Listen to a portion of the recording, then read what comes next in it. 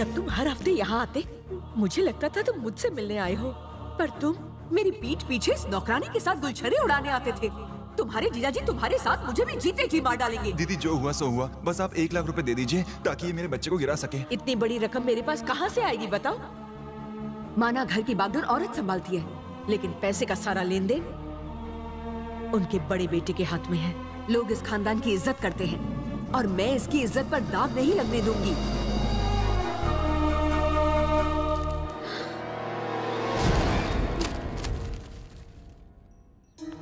इतना पैसा तेरे पास कहां से आया? चोरी चकारी करनी शुरू कर दिए? नहीं साहब। तो बता इतना पैसा आखिर तुझे किसने दिया? मैं तुझसे कुछ पूछ रहा हूँ। पैसे मैंने दिए थे पिताजी। क्यों दिए? अबॉर्शन कराने के लिए पिताजी। ए, तू क्या खड़ी खड़ी सुन रही है? पैसे उठाओ, निकल यहाँ से।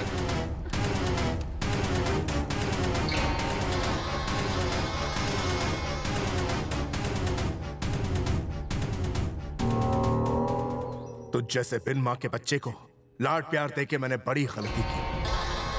घर की जिम्मेदारी तुझे सौंपी ताकि तू दुनियादारी को समझ सके, लेकिन आज तूने उस नौकरानी को मां बना के मेरी परवरिश पर दाग लगा दिया।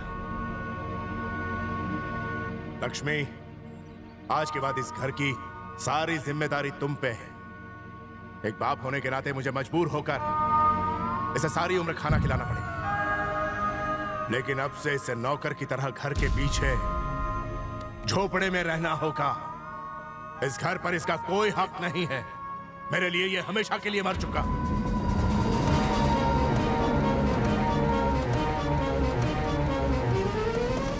दीदी, सांप भी मर गया और लाठी भी नहीं टूटी। मेरे बेटे को नीचे उतारो। दीदी उतारो। आज के बाद अगर इस घर में आए या मुझे अपनी मनहूस शक्ल दिखाई तो तुम्हें जिंदा नहीं छोड़ूंगी। निकल जाओ यहाँ से। अगर ये बात मेरे पति को पता चल जाती तो वो मेरे भाई की जान ले लेते। मेरे भाई की गलती की सजा उस बेचारे ने अपने सर पर ले ली और आज उसके पिता उसके लिए पराये बन गए।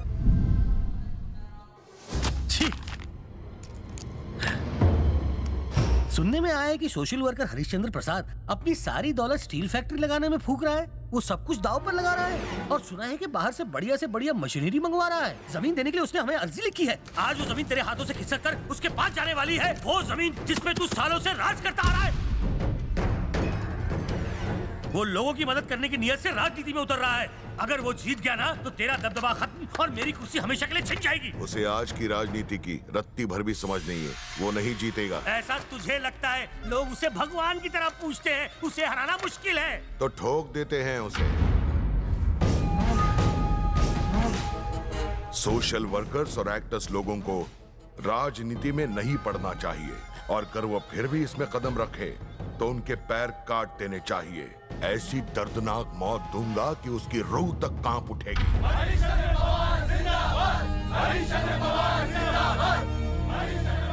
मुझे और मेरे परिवार को इतना प्रेम और सम्मान देने के लिए मैं आप सबका आभारी हूं। राजनीति में उतरकर मेरा तात्पर्य आप लोगों की वाहवाही लुटना नहीं, बल्कि आप लोगों का जीवन संवारना है। अपना काम काज छोड़कर आप लोगों को यहाँ आने की जरूरत नहीं है। मैं खुद चलकर आपके पास आऊंगा। सर, मैं इस इलाके का इंस्पेक्टर हूँ, फिर भी आपको सिक्योरिटी नहीं दे सकता, मगर वक्त आने पर आपके लिए अपनी जान तक दे सकता हूँ। हमें पक्की खबर मिली है कि जब आप नॉमिनेशन भरने जाएंगे तब आप पर जानलेवा हमला किया जाएगा। जान लेना ऊपर वाले के हाथों में। ऊपर वाले ने हमें एक लक्ष्य के लिए भेजा है। वो लक्ष्य है सबको ताकतवर बनाना, ताकि आप और हम मिलकर अन्याय के खिलाफ आवाज उठा सकें।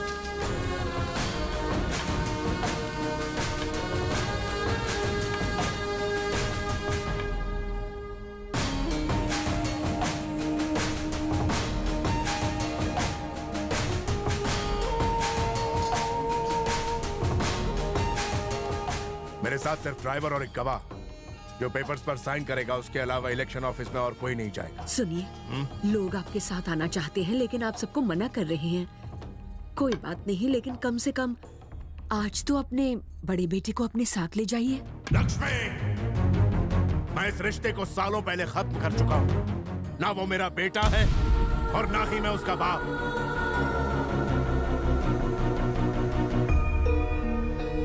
लेकिन मैं अपने जिगर के टुकड़े अपने पोते को साथ ले जाऊंगा।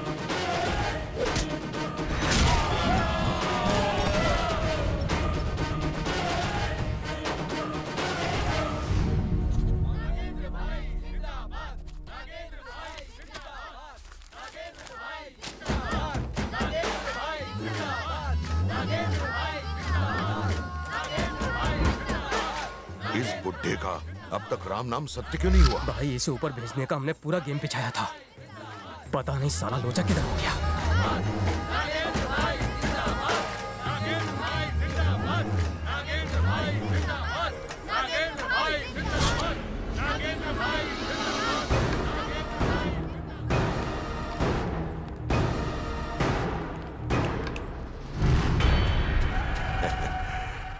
भीड़ से डर गया क्या? ये भ्रम है तुम्हारा। बुढ़ापे में तुझे सुनने के साथ साथ दिखाई भी कम देने लगा है क्या? तुझे क्या लगता है लोगों की भलाई की खातिर अपने पुरखों की सारी संपत्ति दान देकर तूने कोई बहुत बड़ा महान काम कर दिखाया है क्या? राजनीति कैसे करते हैं ये हम सिखाएंगे तुझे। बता रहे इसको। लोग भूखे हो तो अनाज फेंको, अगर खुश हो तो उन्हें दारू पिलाओ और मजे करने दो। जब जी आए किसी के घर में रह लिए, सो लिए और ऐश कर लिए। और अगर कोई तुम्हें अपने इलाके से हटाने की कोशिश करे तो उसका पूरा खानदान साफ कर दो। ये होता है एक लीडर। तुम्हारी सोच गलत है। सरकारी ऑफिस में आया हूँ ना, इसलिए मैं अपने साथ कोई हथियार लेकर नहीं आया हूँ तेरे कहने पर, वरना आज यहीं इस बुड्ढे का सर काट के इसे बताते कि सच क्या है।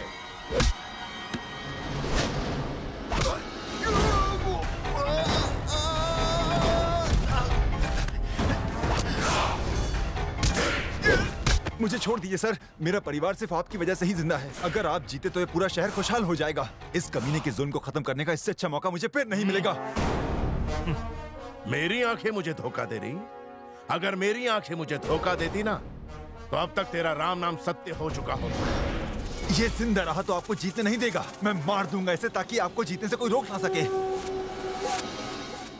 मैं राजनीति में इसलिए कदम रख रहा हूं ताकि सबको पता चले कि बुराई पर अच्छाई की जीत आज भी हो सकती है। और इसका मजा तब आएगा जब ये उसे देखने के लिए जिंदा रहेगा। जब ये तुझे मारने के लिए आया तब तेरे पीछे खड़ी ये भीड़ तुझे बचाने के लिए एक कदम आगे नहीं आई। लेकिन जरा देखिए, अपने लोगों की जिंदगी बनाने के लिए तुझे रास्ते से हटाने आया था। शायद आज तेरा दिन अच्छा है। अच्छे कर्म उसे कहते हैं जो युगों युगों तक याद रहते हैं। एक सच्चा आदमी जब हथियार उठाता है तो क्रांति आ जाती है। क्या बोला था तूने? लोगों के सामने अनाज फेंकेगा? कई सालों से तू सरकारी जमीन पर अपना हक जमा कर बैठा हुआ है और वहां राज कर रहा है। मैं उसी जमीन पर एक स्टील फैक्ट्री बनाऊंगा, वहां के हर एक आदमी को उसमें नौकरी दूंगा और इतना काबिल बनाऊंगा कि वो तेरे फेंके हुए अनाज को एक नजर देखेंगे तक नहीं। मैं इन्हें इस कदर सुधारूंगा कि वो तेरी शराब को छुएंगे तक नहीं। कोई नशे का गुलाम नहीं होगा। आगे से तुमने किसी लड़की के सामने आंख उठा कर देखा तो घरों के सामने गमलों की जगह तुम्हारे कटे हुए सिर टंगे मिलेंगे। जिस जगह प्यार होता है उसके आगे कोई जातिवाद नहीं टिक पाता। औरत मर्द कंधे से कंधा मिलाकर काम करेंगे। हर बुराई को दूर रखो और बच्चों को शिक्षित बनाओ, पढ़ा लिखा कर उन्हें एक बड़ा आदमी बनाओ, ताकि कल जाके वो इतना नाम करे कि सारी दुनिया में हमारा सर गर्व से ऊंचा हो जाए। और तुझ जैसे शैतान मुझे रोक नहीं सकते, ये बात गांठ बांध लो। धीरे धीरे आजमगढ़ में एक क्रांति की हवा चलने लगी। उस क्रांति का नाम था हरिश्चंद्र। हरिश्चंद्र एक सच्चे नेता की तरह उभरे, एक ऐसा नेता जिसे न तो सत्ता का लालच था न पैसों का। वो जिसे चाहते उसे मिनिस्टर बना देते, जब चाहते अपने चुने हुए मिनिस्टर से इस्तीफा ले लेते। गांव में बड़ी बड़ी इंडस्ट्रीज आई, रोजगार आया, शिक्षा आई। जो हाथ पहले तलवार उठाकर एक दूसरे को मारने काटने के लिए उठते थे, वही अब एक दूसरे को थामकर गांव की तरक्की में जुट गए। पूरा गांव मानो एक मंदिर बन गया था, जिसके भगवान थे हरिश्चंद्र।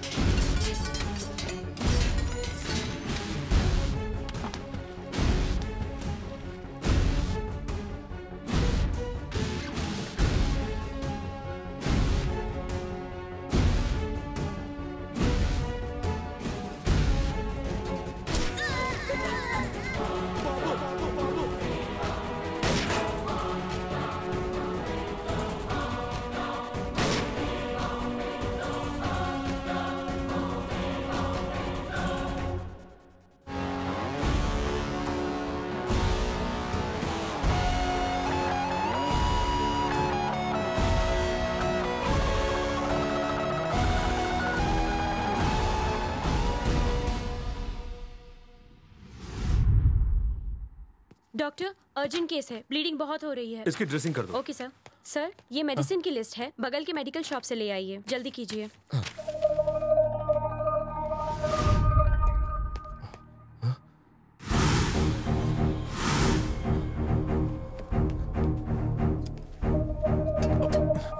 सिस्टर, मेरा भतीजा कहाँ है? मुझे नहीं पता। मैं दवा लेने चला गया था, लेकिन वो अब रूम में नहीं है। देखिए, यहीं कहीं होगा। आपने 5 साल के एक छोटे बच्चे को जाते हुए देखा? नहीं।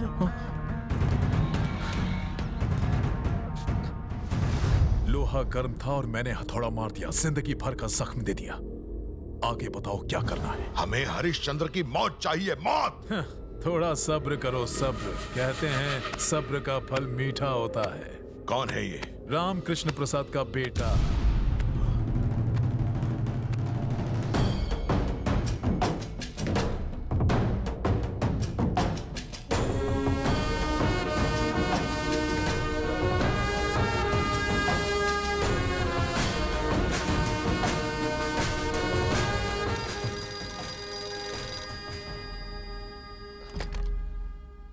हेलो। अपने भाई को फोन दे।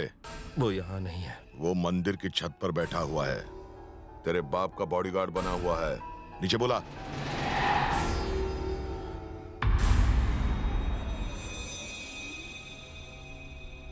अरे जल्दी बुला।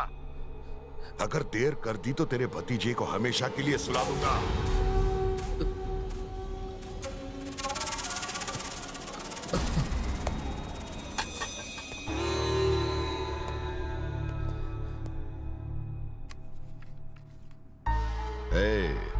बुढ़े की रक्षा तो तूने अच्छी तरह कर ली, ऐसे आदमी की रक्षा क्यों कर रहे हो जो तुम्हें अपना बेटा मानने से भी इनकार कर रहा हो? जरा अपने बेटे के भविष्य के बारे में भी सोचो। मैंने पहले ही सोच रखा है। अच्छा, तो उसके पीछे से हट जा। भूल जा। तो अब तू तेरे बेटे को भूल जा। मैंने किडनैप किया है उसको। तुझे 60 साल का बुढ़ा जिंदा चाहिए या 5 साल का तेरा नन्हा बच्चा? जल्दी डिसाइड करना। लाखों लोगों की जिंदगी आज मेरे पिता के ऊपर टिकी हुई है। अगर इसके लिए मुझे अपने बेटे की बलि भी चढ़ानी पड़ी तो मैं पीछे नहीं हटूंगा। मार दो उसे।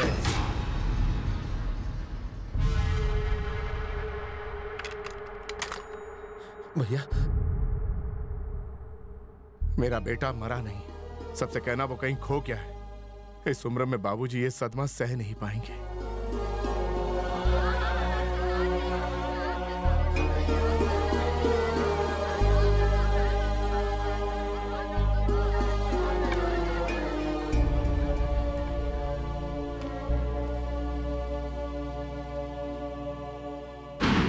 7 साल बाद।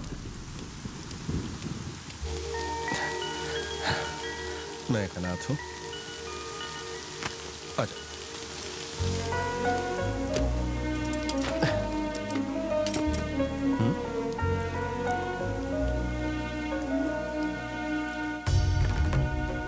बेटा कौन हो तुम? मैं एक अनाथ हूँ। पढ़ाई करने के लिए मेरे पास पैसे नहीं है। दिल छोटा करने की बिल्कुल जरूरत नहीं है बेटा।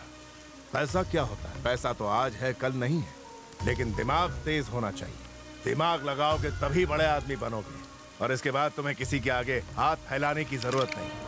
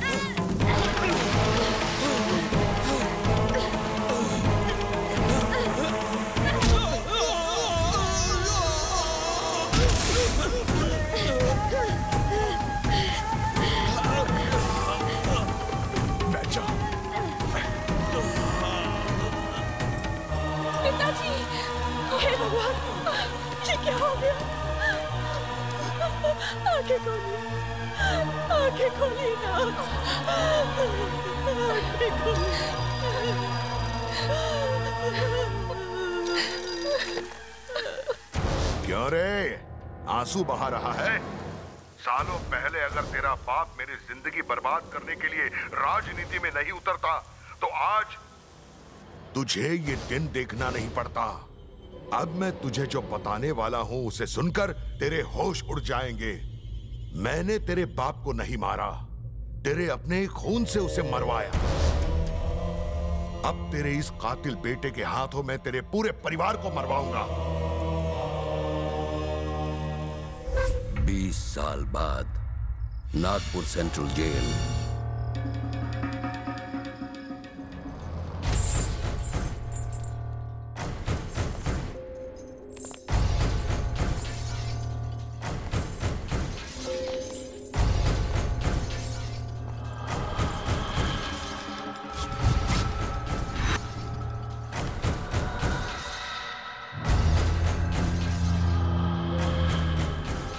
इसे जानवरों की तरह जंजीरों से क्यों बांध रखा है? ये भी हमारी तरह इंसान है। चलो इसकी बेड़ियां खोलो। जंगली जानवर को बेड़ियों में ही जकड़ कर रखा जाना चाहिए सर। रूलिंग पार्टी के लीडर से बात कर रहे हो तुम? तुम्हारा ये डीजीपी भी पानी भरता है मेरे आगे। इसे खोलना है या सस्पेंड होना है? मुझे इससे पूछताछ करनी है। तुम सब यहां से जा सकते हो।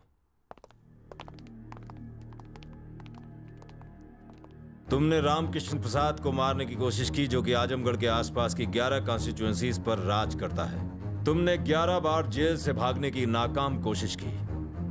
अब आज तुम्हें उसे मारने का मौका मिल रहा है।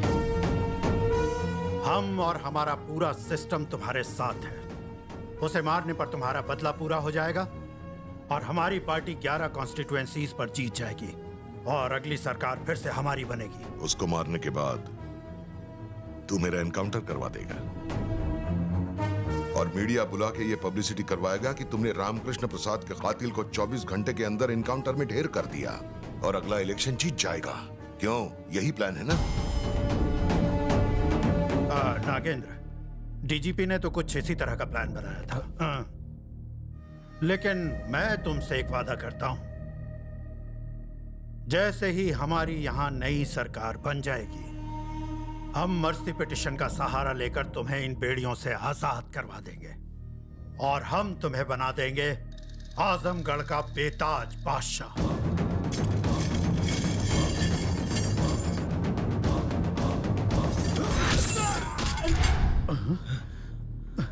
तुम रामकृष्ण प्रसाद को मारने का प्लान बना रहे हो और सिक्योरिटी में उसी के आदमी को रखा हुआ है। यही है तुम्हारा सिस्टम?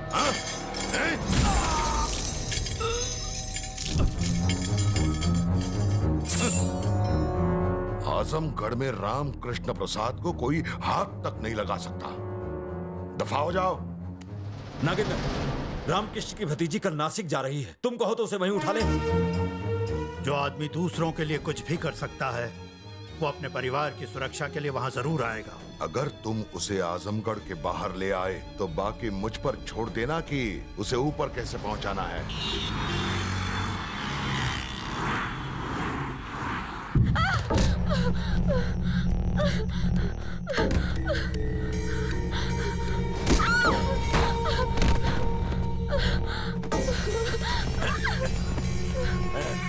और कितना भागेगी जाने मन?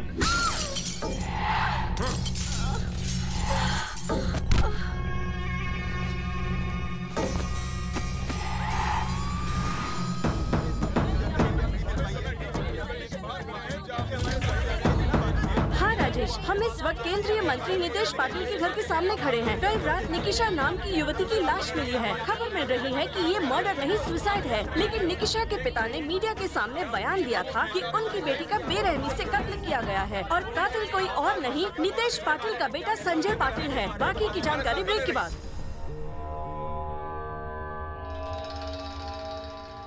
ये कौन है? जिस लड़की का खून हुआ है उसके पिता। आपके पापा ने उन्हें यहाँ बुलाया है। सुबह सुबह मैं कॉफी पीता हूँ क्या? जा जाके मेरे लिए थोड़ी सी विस्की लेके आ, जा। पूरा देश निकिशा के पिता और नीतीश पाटिल के बीच हुई मीटिंग को जानने के लिए बेचैन है। उनके बीच क्या बातचीत हुई इस बात का पता तब तक नहीं चल पाएगा जब तक निकिशा के पिता बाहर नहीं आते। कैमरामैन रवि के साथ संध्या, जी न्यूज़। केशव भाव। हाँ सर। गोरेगांव की मीटिंग का क्या हुआ? कैंसिल हो गई सर। तो फिर हीरा नंदानी वाले को यहाँ बुला लो। ठीक है सर। ये निकिशा के पिताजी हैं सर। इसे संभाल के रखो। जी सर। ये है निकिशा के पिताजी। नमस्कार साहब, कैसे हैं आप? बसा बसा बसा बसा बसा। आयुष्मान भव। ये गाढ़वा बड़ों के सामने पैर फैलाकर नहीं बैठते। देखिए ना साहब, अपनी बिटिया के साथ भारी अन्याय हुआ है और ये मीडिया वाले ऐसे प्रमोट कर रहे हैं जैसे कोई फिल्म स्टार हो। संजय अमेरिका में पढ़ता है। वहाँ के लोग तो शादी से पहले ही डेट पर जाते हैं, घूमते हैं। अब वहाँ की हवा लग गई इसे भी। आपने तो अपनी बेटी को पढ़ाया लिखाया, अच्छे संस्कार दिए, उसे हर वो चीज दी जो एक बाप अपनी बेटी को देता है। अब इसमें गलती संजय की है ही नहीं ना, गलती तो आपकी है। इस जमाने में ऐसी खूबसूरत लड़की पैदा ही नहीं करनी चाहिए थी। लड़के तो पीछे पड़ेंगे ही। जहाँ कहीं फूल देखा भौरे पीछे चले आते हैं। मेरे पास बेकार की बातों के लिए वक्त नहीं है। बताइए मुझे क्यों बुलाया? बस अपनी औकात में रह। मेरी किस्मत अच्छी है, मेरे जैसे नेता ने अपने घर बुलाया। तुम जैसों की लड़कियां होती ही हैं हमारी मौज मस्ती के लिए। हम लोग जो चाहे वो कर सकते हैं तुम्हारे और तुम्हारी जवान बेटियों के साथ। साल्या मीडिया में बयान देकर खुद को बहुत बड़ा हीरो समझ रहा है। कुछ नहीं होगा इस कवरेज से। इस देश में न्याय नाम की चिड़िया जिसे अपनी बेटी के लिए ढूंढ रहा है वो कहीं नहीं मिलेगी। एक बात समझ ले तूने क्या सोचा? 20 साल से जमाई हुई मेरी इस राजनीति की दुकान को तू एक ही दिन में बंद करवा देगा? हलवा समझा है क्या? उसेड़ दूंगा कुत्रिया। तेरी बेटी के पास पहुंचा दूंगा तुझे भी। केशव भाव। जी सर। चल पकड़िए चेक, पूरे 50 लाख का है। जिस मीडिया के सामने तूने मेरे बेटे को नंगा किया था उसी मीडिया के सामने जाकर उसे कपड़े पहना। चल गए? नहीं लेगा? अरे इसकी बड़ी बेटी दिखने में कैसी है? वो तो उस मरी हुई से भी ज्यादा माल है पप्पा। अक्कल आली तुला। इसको फिक्स डिपॉजिट में डाल, बुढ़ापा आराम से कट जाएगा। चल निकल। आयुष्मान भवा। केशव भाव। जी सर।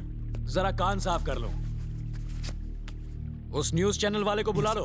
सर प्लीज बताइए, आप मंत्री जी से मिलने क्यों आए थे? आपको मंत्री जी ने क्यों बुलाया था? क्या आपको न्याय मिलने की उम्मीद है? बताइए। उनका कहना है कि संजय के अंदर कोई बुरी आदत नहीं है। आपका इस बारे में क्या कहना है? बताइए ना सर। मैं आपके सामने सब कुछ सच सच कहना चाहूंगा।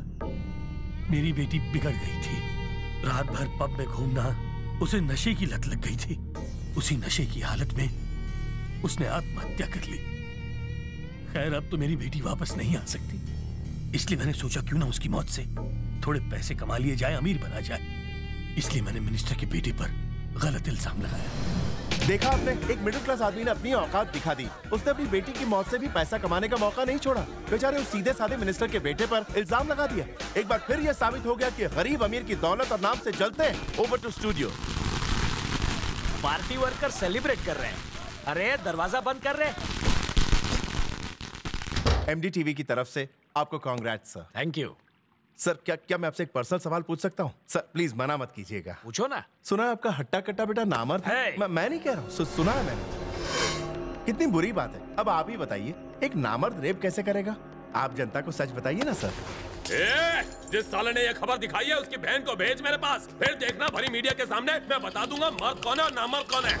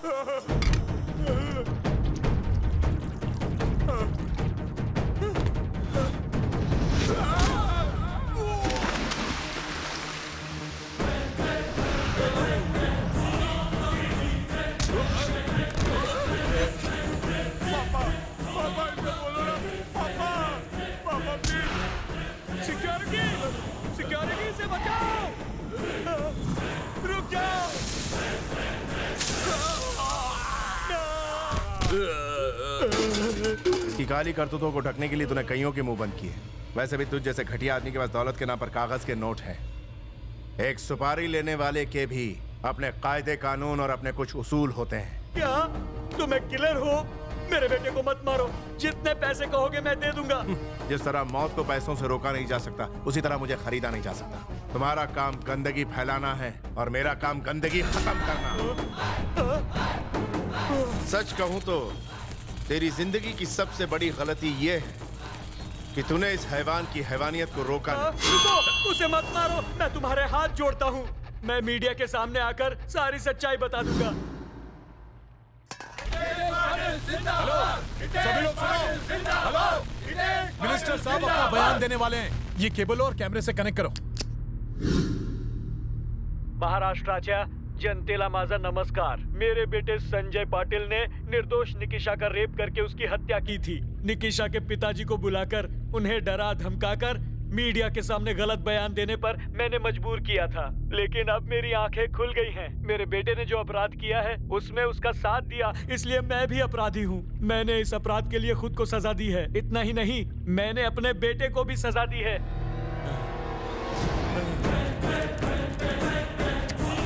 मैंने सबके सामने सच बता दिया। अब मेरे बेटे को छोड़ दो। नहीं, मेरे बेटे को मत मारना। मैं तुम्हारे हाथ जोड़ता हूँ, इसे छोड़ दो। जिंदगी, मौत और मेरा फैसला ये कभी नहीं टलते। No second option. सुनिए, मैं आपका एहसानमंद रहूंगा। आपने मेरा बदला पूरा किया, ये आप रख लीजिए। न्याय और किट्टू की कोई कीमत नहीं लगा सकता। ना मैं बिकाऊ हूं और ना ही मेरा ईमान। उस मिनिस्टर ने एक पिता को ठेस पहुंचाई और एक भाई ने एक बहन का बदला लिया। मेरे लिए बस यही काफी है। इस पैसे से अपनी बड़ी बेटी की शादी धूमधाम से करना। पर इसे आप ही रख लीजिए।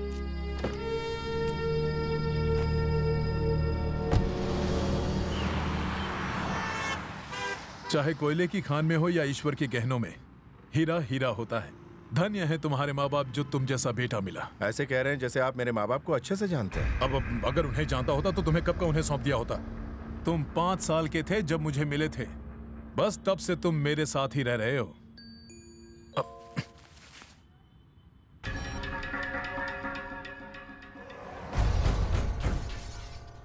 रामकृष्ण प्रसाद को मारने का वक्त आ गया।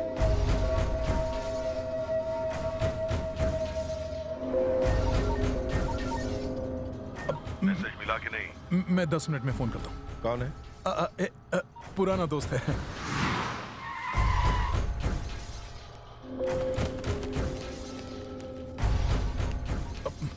भाई अब जेल से बाहर कब आए? वो सब छोड़ दे, प्लान पल्ले पड़ गया ना? हाँ भाई, लेकिन किसी की भी सुपारी लेने से पहले वो चेक करता है कि मरने वाला इंसान अच्छा है या फिर बुरा है। अगर उसे पता चलेगा कि अगली सुपारी वो अपने बाप को मारने के लिए रहा है, तो वो हमारे खिलाफ होकर हमारा ही काम हमेशा के लिए तमाम कर देगा। इस काम के लिए वो सही नहीं रहेगा भाई। ये काम किसी और से करवाते हैं।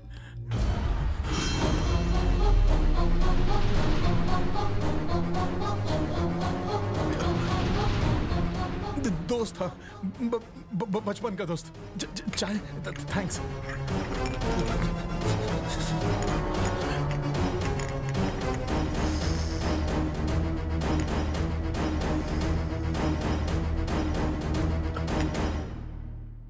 जानता हूं मेरी बात सुनने के बाद तुम्हारे दिल में बहुत सारे सवाल उठने लगे होंगे। एक बड़े घराने के संस्कारी बच्चे को मैंने एक हत्यारा बना दिया। तुम्हारे पिता आजमगढ़ के नामची नेता हैं, जिन्हें लोग देवता की तरह पूजते हैं। आज तक ऑपोजिशन वाले तुम्हारे पिता को इलेक्शन में हरा नहीं पाए। हराना तो दूर, उनके आसपास भी नहीं भटक सके। इसीलिए वो उन्हें मारने का प्लान बना रहे हैं। इस फोन में उसकी सारी जानकारी है। जो गलतियां मैंने की थी उसके प्रायश्चित का दिन आ गया है। हो सके तो मुझे माफ कर देना। हमारा साथ यहीं तक का था बेटा।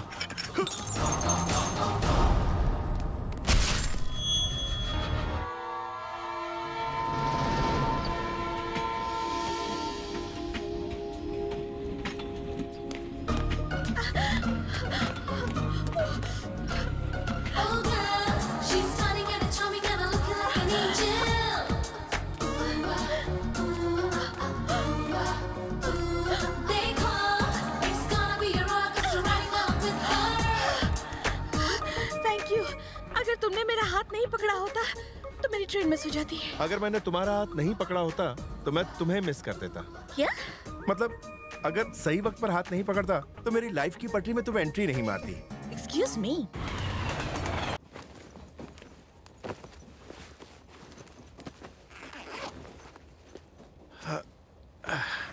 तुम मेरी कैबिन में क्यों आ गए? तुम्हारी? मगर पहले तो ये कैबिन रेलवे की थी। देखो, ज्यादा स्मार्ट बनने की कोशिश मत करो। कोशिश क्या करना, मैं तो पैदा ही स्मार्ट हुआ हूँ।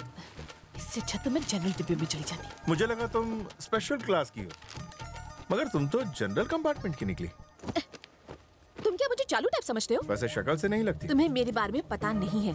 मेरा सैंडल नंबर है 10, जूती नंबर 9, थप्पड़ का नंबर 5 और घूसा फ्री में है इनके साथ। अब तुम्हें समझ में आ गया ना सब कुछ? तुमने अपना मोबाइल नंबर नहीं बताया। तुम जैसे लड़के को मैं अपना मोबाइल नंबर दूं? मोबाइल तो क्या, मैं तुम्हें अपनी स्माइल तक ना दूं। तुम जानते नहीं मैं कौन हूँ। वेरी गुड, फिगर अच्छा है। आप कहो तो मैं भी अपने फीचर्स बताऊं? बको। मैक्सिमम हड्डी तोड़ने का, मिनिमम जिंदा छोड़ने का, सर फोड़ने का, नाक में करंट जोड़ने का, गर्दन मरोड़ने का, वर्ल्ड रिकॉर्ड। पता है किसके नाम दर्ज है? वो महान आत्मा तुम्हारे सामने बैठी है। शायद कमेंट्री में तुम्हें मजा नहीं आया, मैं तुम्हें हाइलाइट्स दिखाता हूं।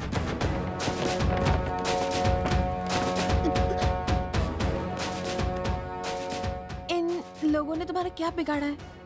ये हीर रांझे की औलाद मजनू गैंग है। आशिकी में डिप्लोमा करने के बाद कॉलेज जाने वाली लड़कियों पर प्रैक्टिकल कर रहे थे। जब मैंने उन्हें मना किया तो मुझे शेर सुनाने लगे। फिर मैंने उन्हें शेर का पंजा दिखा दिया। ये लड़की कौन है और इसकी नाक पे इतना गुस्सा क्यों है? सोनिया नासू है ना। पब्लिक में मारधाड़ करने के लिए उसने मेरे खिलाफ पुलिस कंप्लेंट करके मुझे जेल करवा दी।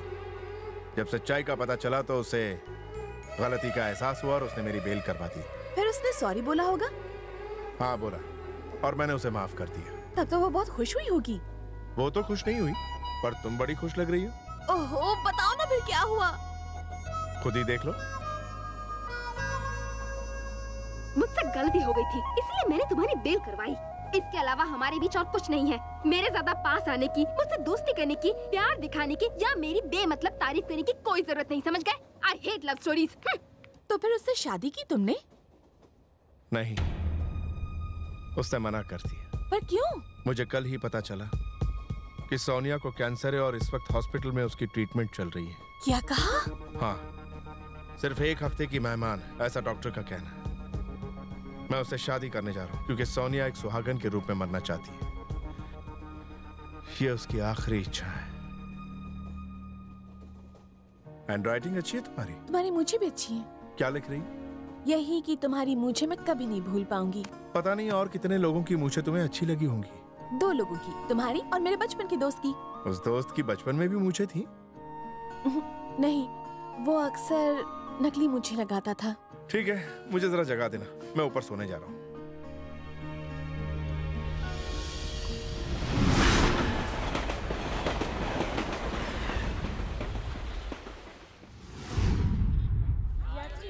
अरे सुनो, हेलो, एक्सक्यूज मी, मेरी एक छोटी सी रिक्वेस्ट है। हाँ बोलो ना।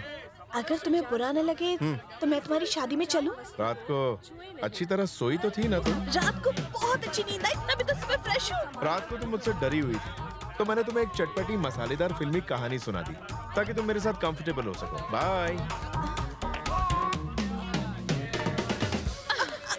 हाँ, 1 मिनट।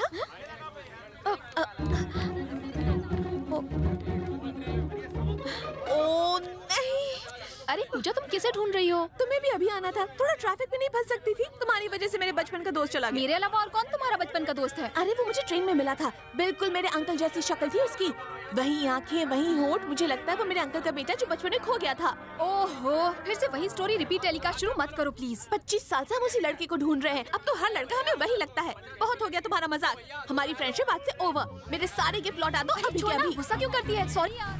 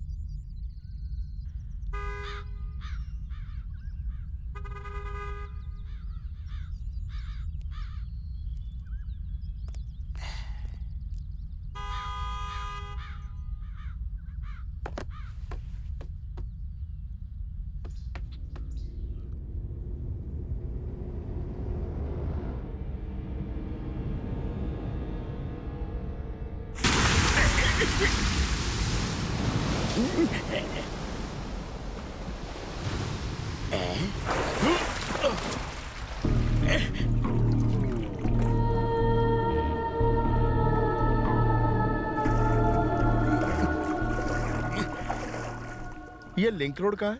Link road? वो क्यों? बस पकड़नी है। बस पकड़ने के लिए इतनी ऊपर से क्यों टपके? मेरी शिप का इंजन गर्म हो गया था, ठंडा करना था। भाई तुम आए कहाँ से हो? मैं मंगल ग्रह से आया हूँ। वहाँ भी टायर वाली गाड़ियाँ चलती हैं? चलती नहीं है, उड़ती है, तुम्हारे होश की तरह। इसका मतलब तुम एलियन हो, दूसरे ग्रह का वासी। अब लिंक रोड का रास्ता बताओगे? Thank you.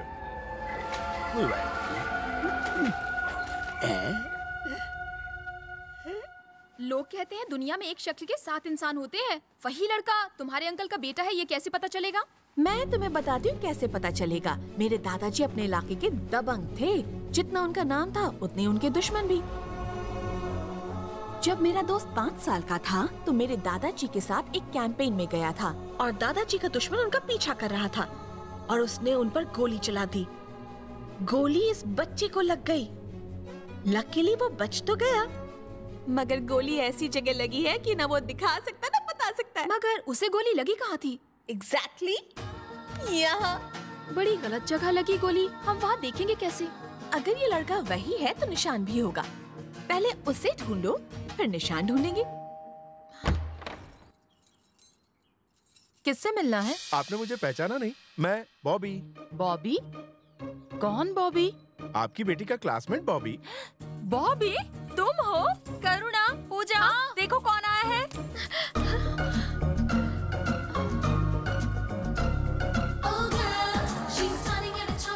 पहचाना नहीं? यही वो बॉबी है। बचपन में इसी ने तुम्हारे पापा की मुंह छुड़ाई थी। कितना बड़ा हो गया है बॉबी। तुम सच में बॉबी हो? हाँ। और तुम? तुमने मुझे पहचाना नहीं? मैं पूजा और ये करुणा। मैंने तुम्हें देखा था तभी पहचान गई थी। तुम बचपन में छोटे थे, अब कितने लंबे हो गए हो? डबल हो गए हो। अच्छा ये बताओ, इतने सालों बाद हमारा एड्रेस कहाँ से मिला? डायरी में देखा था। कौन सी डायरी? नहीं मतलब न्यूज़पेपर में देखा था। जब करुणा सिविल एग्जाम्स में फर्स्ट आई थी तो पेपर में छपा था, वहीं सारी डिटेल मिल गई तो एड्रेस ढूंढने में कोई परेशानी नहीं हुई। अच्छा सुना है कि अंकल का दिमाग अभी तक ठीक नहीं हुआ? मत पूछो, उनके चक्कर में हमारा दिमाग खराब हो रहा है। इस वक्त कहाँ है अंकल? जिनका नाम लिया और जिन हाजिर, उधर देखो वो रहे।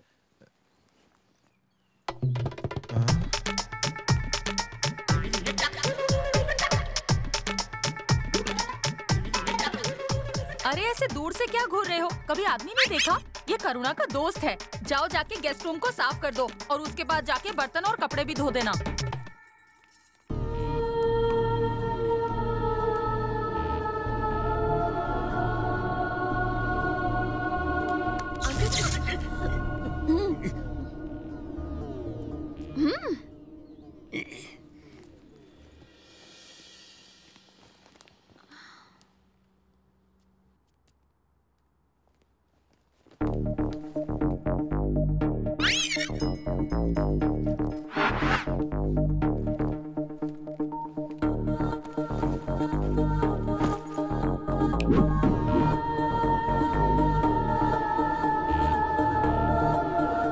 तुम्हारे दिमाग में एक सवाल घूम रहा है जो तुम्हें परेशान कर रहा है, क्यों?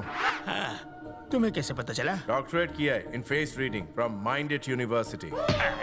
पृथ्वी वाले गूगल सर्च में सर्च करते हैं और हम सर्च में रिसर्च करते हैं। अच्छा, तो मेरे दिमाग में कौन सा सवाल घूम रहा है? सिर्फ सवाल नहीं, तुम्हारा दिमाग भी घूम रहा है कि एक एलियन मेरे जैसे गधे की बेटी का दोस्त कैसे हो सकता है। सही कहा ना? एक्चुअली महंगाई बहुत बढ़ गई है। महंगाई मंगल ग्रह तक पहुंच गई?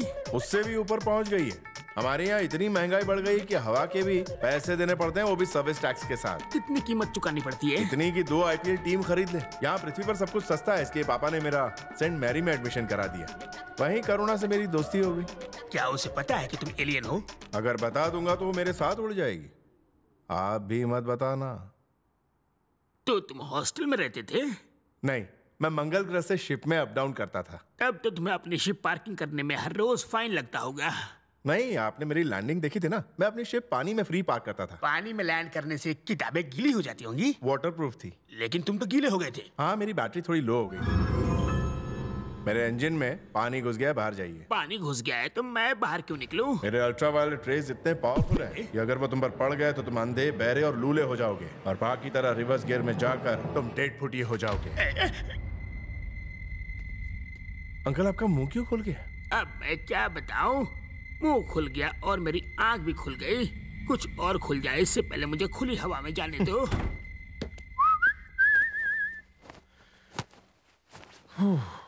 अरे अरे रुकिए। क्या हुआ? इस बाथरूम का नल थोड़ा खराब है, दूसरा बाथरूम यूज कर लीजिए। कहाँ है दूसरा वाला? उधर। मुझे बहुत डर लग रहा है। कोई हॉरर फिल्म नहीं, निशानी तो देखना है।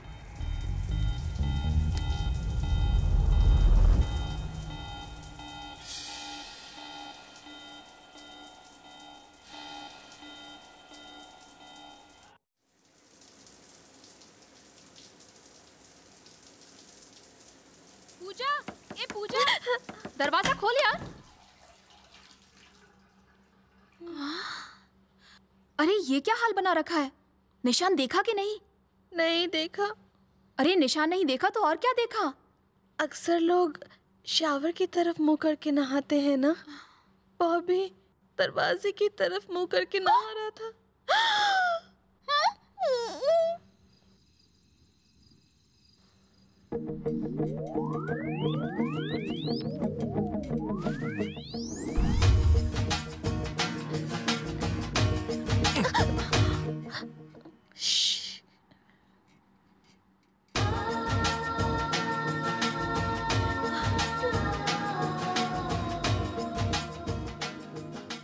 इतना अंधेरा क्यों है भाई? सही बात बन जाएगी। अपनी आंखें तो खोली नहीं। अरे पूजा, डैडी आ रहे हैं, चल भाग यहाँ से।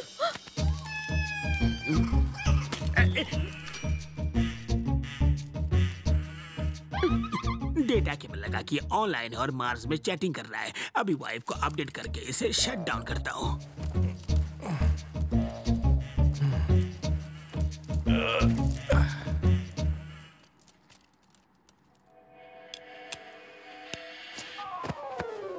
क्या उल्लू की तरह जाग रहे हो? तुम्हें राज की बात बताता हूँ। ये देखो केबल, इसे लगाकर ये मार्स की लड़कियों से चैटिंग कर रहा है। इसे कान में लगा के खुद आंखों देखा हाल सुन लो। समझ में तो नहीं आएगा मगर पता चल जाएगा।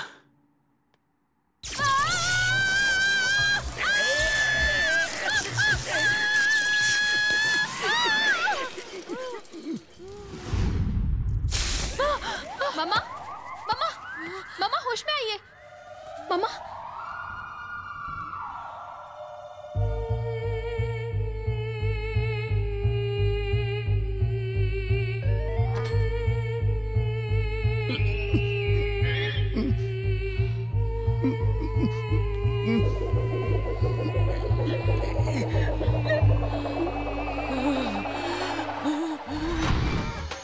तुम्हारा दिमाग है कि चाइना का माल? हमेशा खराब होता रहता है। अब अगर अपना भेजा चलाया ना तो तुम्हें यहाँ से उठा के पागल खाने भेज दूंगी। आज तो मैं बाल बच गए, लेकिन तुम्हारी वजह से मेरे सारे बाल जल गए। तुम लोग चलो, सो जाओ। हाँ चलो, तुम भी चलो। और तुम रात भर मच्छर भगाओ। अगर मुझे एक भी मच्छर काटा ना तो तुम्हारा खून पी जाऊंगी। मैंने केबल छुआ तो मुझे कुछ नहीं हुआ। बीबी ने छुआ तो उसे 440 वोल्ट का झटका क्यों लगा? मार्स में उस वक्त लोड शेडिंग था। Good night. मार्स पे भी लोड शेडिंग होती है?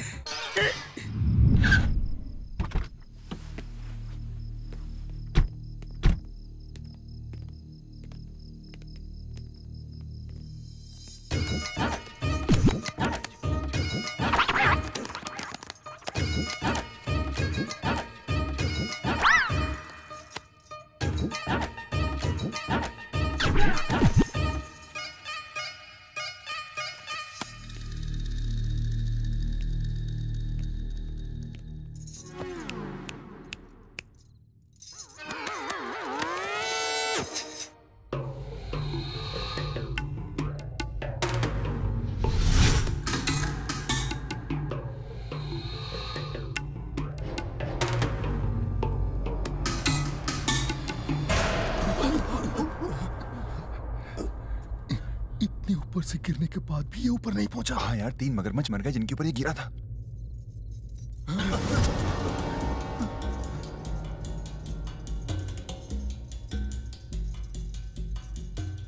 उसे देखकर नानी याद आ गई ना?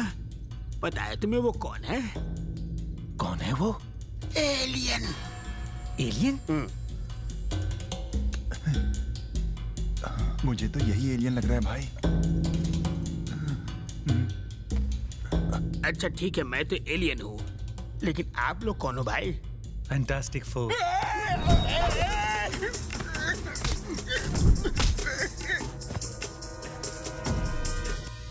कहाँ गया वो?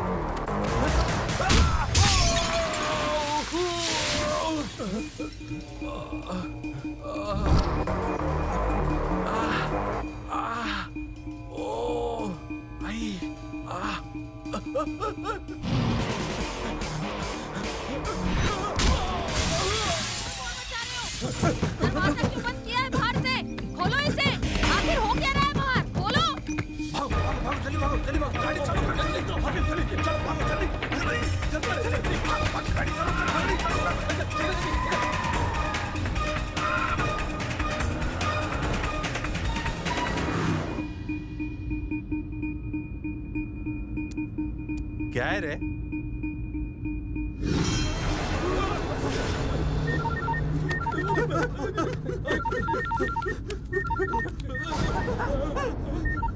जुबे, काम खत्म हुआ कि नहीं? इतनी क्या जल्दी? अभी काम तमाम करके आपको खुशखबरी देता हूँ।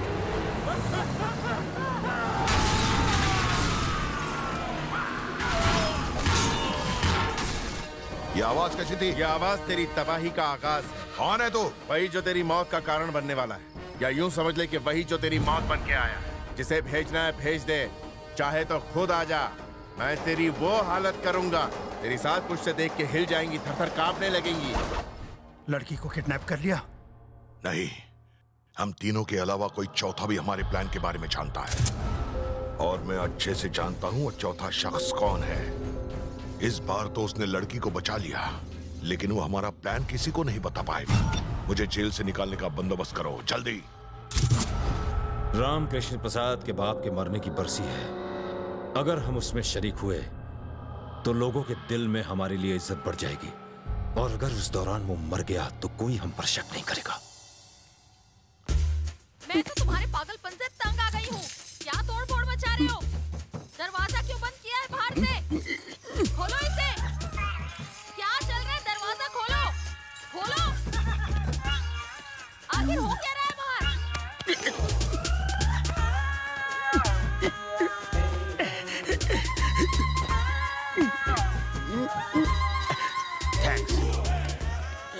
लीजिए, पकड़िए इसे। वो क्यों? अगले सीन में आपके ऊपर जो हमला होने वाला है ना अंकल, ये आपको उससे बचाएगा।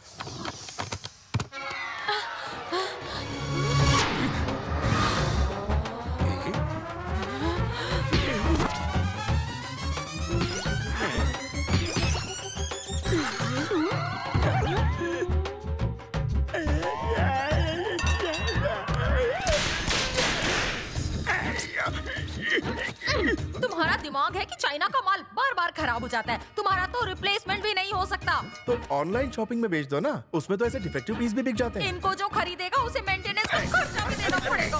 पास में एक योगाश्रम है, वहाँ अंकल की अकल ठिकाने आ जाएगी। अकल को ठिकाने लगाओ या अंकल को, पर जल्दी कुछ करो।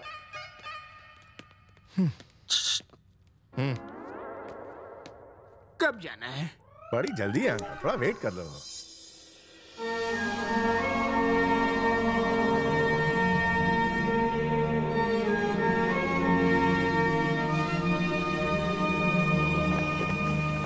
मंगल ग्रह के एलियंस यहाँ इंडिया में आ चुके हैं। टूरिस्ट के तौर पर आए हैं या सेटल होने? अगर सेटल होने आए हैं तो ज्यादा दिन टिक नहीं पाएंगे, 1 BHK खरीद नहीं पाएंगे, मंथली रेंट वो दे नहीं पाएंगे, और करप्शन में सांस ले नहीं पाएंगे। स्वामी जी, आप यही तो मार खा गए। बिना राशन कार्ड के अच्छे अच्छे सेटल हो गए, घूस देकर ये भी घुस जाएंगे। उनकी करेंसी तो डॉलर से भी बहुत महंगी है ना स्वामी जी? सच कहा बालक। अगर हमारे आयुर्वेदिक बिजनेस में वो पार्टनर बन जाए तो लाइफ सेट हो जाएगी। दूसरे बाबा की तरह आप भी मुझे फ्रॉड लग रहे हैं। अपना मुंह बंद रखो, कहीं भी बकबक शुरू कर देते हो। ये जो तुम्हारा भेजा है ना, इसमें सिर्फ भूसा भरा हुआ है। इसे ठीक कर दो, या तो कोई इसे अच्छा दिला दो।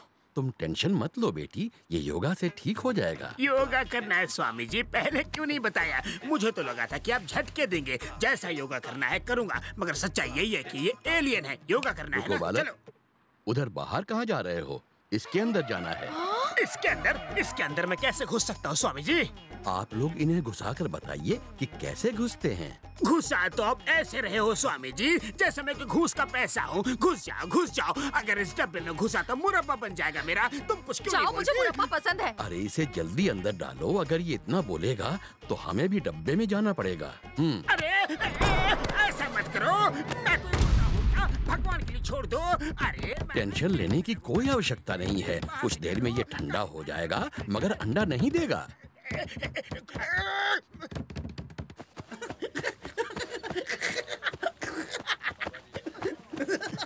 How much? 100 rupees, sir.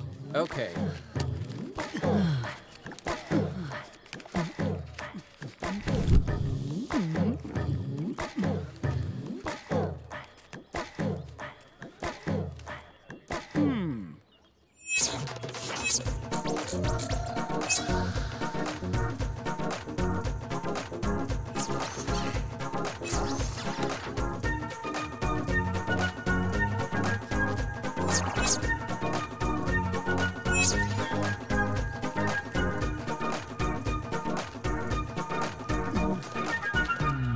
Thanks madam. हाँ? मैडम जेब काटूं मैं और मलाई खाएंगी आप? ईमानदारी भी कोई चीज होती है। अब मैं जा रही हूँ पिज्जा खाने, रोक सको तो रोक लो। तुम्हें तो पोलियो हुआ था ना? हाथ पैर इतनी जल्दी ठीक हो गए तुम्हारे? कहो तो कटिंग करवा दूं? जैसा मैं कह रही हूँ वैसा करो, नहीं तो जेब कतरों की किताब से तुम्हारा चैप्टर क्लोज कर दूंगी। नहीं मैडम, चैप्टर खुला रहने दीजिए, इसका हम 50-50 कर लेते हैं। मुझे तुम्हारे जैसा पार्टनर नहीं चाहिए। Thank you madam. तुम्हें एक आदमी के पीछे के कपड़े काटने पीछे के? और तभी मिलेगा तुम्हें ये पर्स। एग्जैक्ट लोकेशन बताइए ना मैडम। अपना बायां हाथ अपने पीछे रखो। हाँ, बचपन से ही ऐसे ही अभी अभी बिगड़ी है।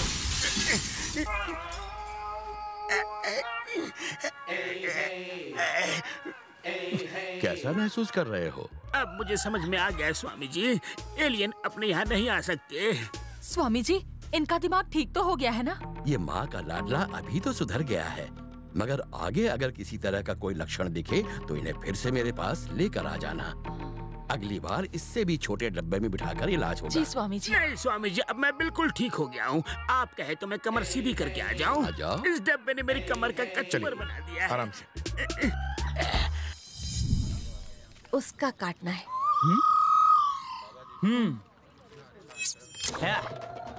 देखो अब मेरे ब्लेड की धार और मेरी कटिंग की रफ्तार।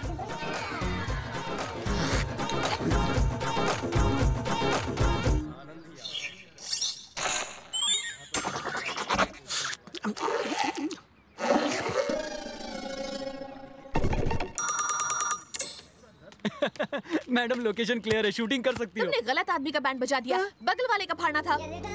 अरे मैडम क्या लोकेशन है, क्या तिल है। आंटी, अरे तुम्हारे चेहरे का रंग क्यों उड़ा हुआ है? आंटी, वो अंकल। स्वामी जी! अरे मुझे पानी समझ के बचा लो, प्लीज सेव द वाटर। तू तो गया। मर गई। क्या है ये? चश्मा उतार के देख, ब्लेड है। किस काम में आता है ये? बेटा इसे छोटा मत समझ, ये ऑलराउंडर चीज है। ये शेविंग के साथ साथ अर्निंग के भी काम आती है। इसके और क्या क्या टैलेंट है?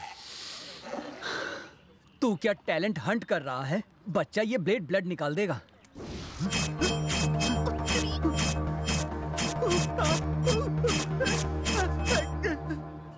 टैलेंट आदमी में होता है, इस ब्लेड में नहीं। आप तो मेरे भी बाप निकले, मेरे साथ साथ मेरे शर्ट की भी हजामत कर डाली। ब्लेड का जो काम है उससे वही काम कर। जा सलून खोल, शेविंग के साथ सेविंग भी कर। ठीक से समझ गया ना?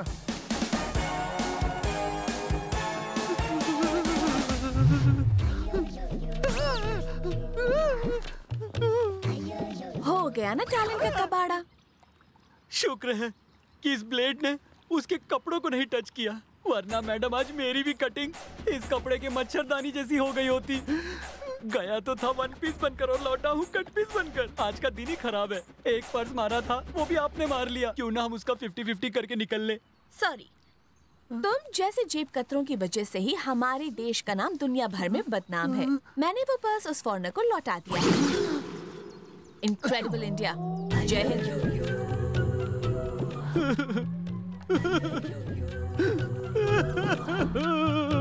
पूजा, पूजा, क्या हुआ? इतनी उदास क्यों खड़ी है? उसका निशान देखने की कोई तरकीब काम नहीं कर रही। इस काढ़े को ट्राई करना। कहाँ से लाई? ट्रीटमेंट के दौरान एक आदमी से दर्द बर्दाश्त नहीं हो रहा था, बहुत चिल्ला रहा था। तो स्वामी जी के इस काढ़े को सूंघते ही वो बेहोश हो गया। Thank you.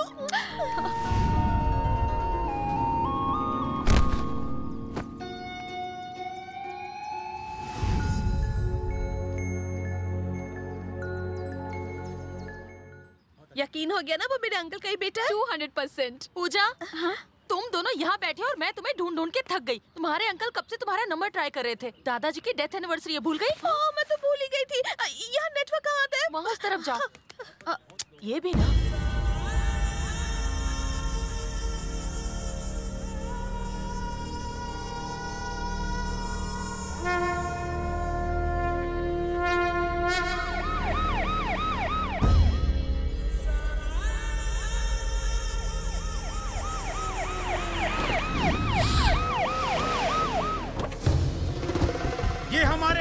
स्वरूप नेता की पुण्यतिथि है। जैसे शैतान हमें यहाँ नहीं चाहिए, चले जाओ यहाँ से।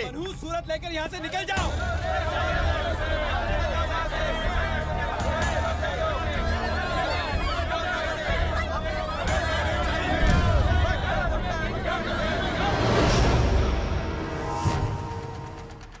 जजमान, लोगों को दिखाकर इसे जल में प्रवाहित कीजिए।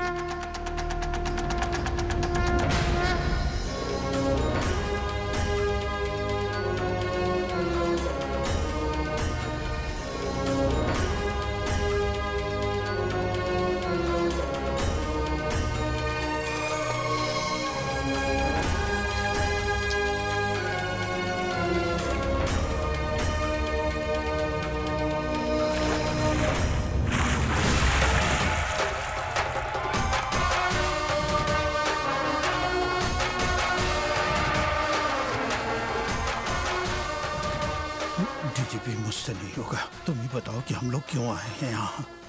वो मेरी बात नहीं मानेंगे, आप ही बात कीजिए। मैं आपको ऐसी खुशखबरी सुनाने आया हूँ जिससे आप और यहाँ सारे लोग खुशी के मारे पागल हो जाएंगे और मैं धन्य हो जाऊंगा।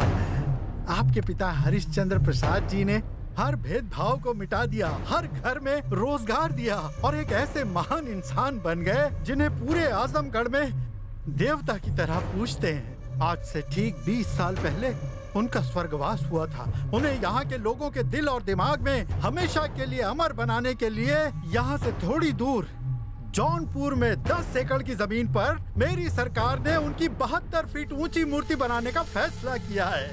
वो हमारे भी पूजनीय है, बस आप हाँ कर दीजिए। सुनिए, शायद आपने मेरी बात ठीक से नहीं सुनी। 10 एकड़ की जमीन के बीचों बीच 72 फीट ऊंची मूर्ति भारत की सबसे बड़ी मूर्ति होगी है। एक बात याद रखो, वो 10 एकड़ नहीं बल्कि 32 एकड़ है। वहाँ 8000 परिवार झुग्गी झोपड़ियों में अपना बसर करते हैं, अपने बच्चों का पेट पालते हैं। अगर उन गरीबों की जमीन पर कब्जा करके तुमने वहाँ पार्क या मूर्ति बनाने का सोचा और एक भी झोपड़ी को नुकसान पहुँचा तो तेरे अंतिम संस्कार के लिए तुझे 1 इंच जमीन नसीब नहीं होगी। लोगों ने अपनी मर्जी से मेरे पिता की मूर्तियाँ शहर में जगह जगह बनाई हैं। हमें और मूर्तियाँ खड़ी करने के लिए तुम्हारी भीख की जरूरत नहीं है। महान नेताओं को लोगों के दिलों में रहना चाहिए, डांबर की सड़कों और पत्थर की मूर्तियों में नहीं। अब बताओ, ये मूर्ति लगाने का ढोंग तुम क्यों कर रहे हो? वरना ये भी मुझे ही उगलवाना पड़ेगा। नहीं, देखिए, दरअसल बात ये नहीं है, आप गलत समझ रहे हैं। ये शंकर राव का प्लान नहीं था। पार्टी हाईकमांड ने आपको खुश करने के लिए ये फैसला लिया था ताकि आप इनकी पार्टी में शामिल हो सके। वो क्या है ना, आपके उम्मीदवार पिछले 25 सालों से यहाँ से जीतते आए हैं। अगर इस बार इलेक्शन में आपने इनकी पार्टी का साथ दिया तो पार्टी हाईकमांड आपको अपनी पार्टी में बड़ी से बड़ी पोस्ट दे सकती है। पोस्ट सिर्फ नाम की चीज नहीं होती कि बस उसका बिल्ला लगाया और घूमते रहे। वो एक लीडर को दिया गया लोगों का विश्वास होता है। मैं तुम्हारी तरह विश्वासघाती नहीं हूं। मेरी जिंदगी से बढ़कर लोगों की भलाई है। लोगों को मुझ पर विश्वास है और जो नेता लोगों की ना सोचकर अपने बारे में सोचता है वो नेता नहीं, दलाल कहलाता है। तुम जैसा दलाल जिसका ना तो कोई ईमान होता और ना ही कोई धर्म। चवन्नी चवन्नी में बिकते हैं तुम जैसे टुच्चे नेता। तुम्हारी पूरी पार्टी चवन्नी छाप नेताओं से भरी पड़ी है, यही सच है। तुम मेरी पार्टी और हाईकमांड की असली ताकत जानते कहाँ हो? अरे इन जाहिल लोगों की मदद करने का क्या फायदा? अगर आज के बाद मेरे सामने ऊंची आवाज में बात की या मेरे लोगों के बारे में कुछ भी गलत कहा,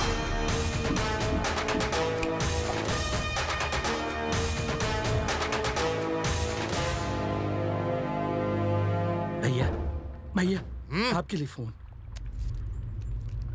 बोलो।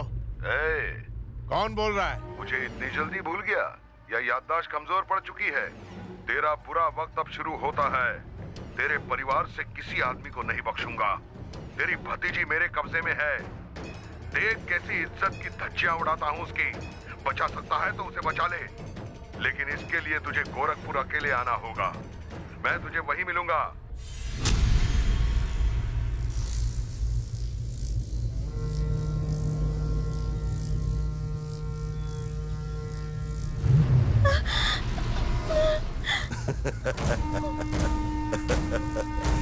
तेरी आंख खुलने से पहले ही तुझे मार देना। फिर सोचा तुझे कैसे पता चलेगा किसने मारा? तू सुपारी लेने से पहले मारने वाले की अच्छी खासी मालूमात ले लेता है ना?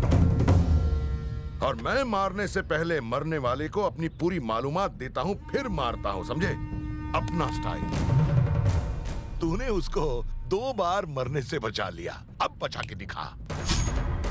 तू आजमगढ़ के टाइगर का बेटा है, कहीं तू चूहा तो नहीं है ना?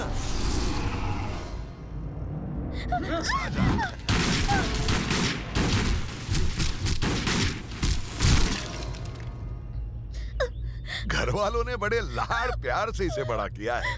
अब तेरे सामने मेरे पंटर लोग इसकी इज्जत लूटेंगे। तू सिर्फ देखता रह जाएगा, लेकिन इसे बचाने के लिए एक कदम भी आगे नहीं बढ़ पाएगा।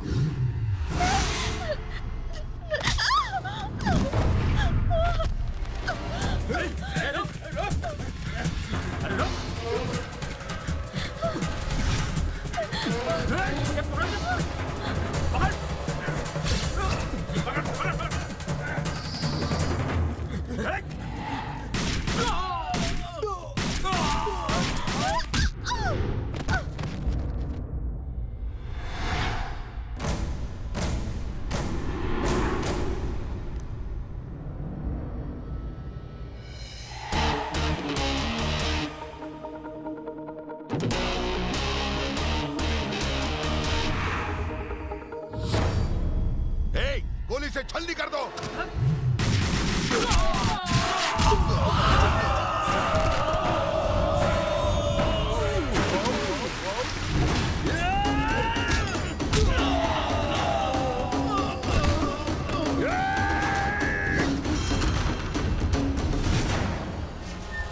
डर मत, ये गन खाली है।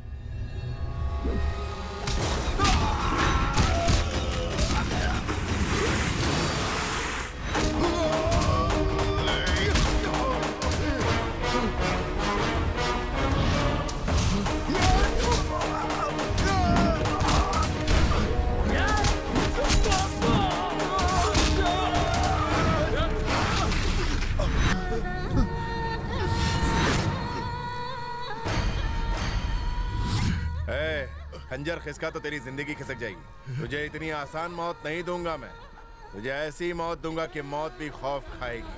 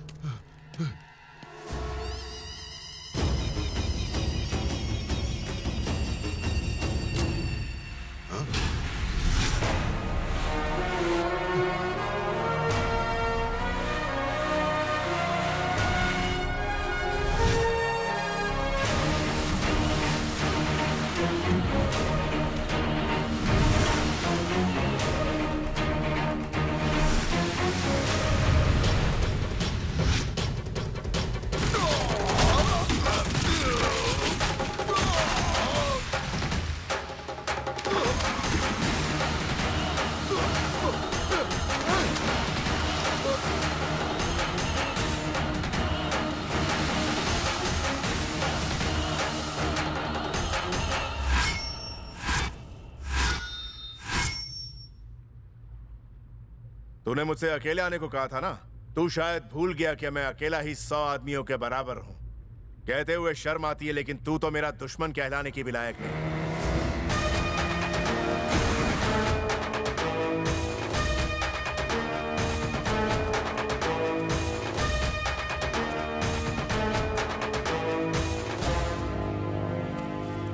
ये बता, पूजा कहाँ है?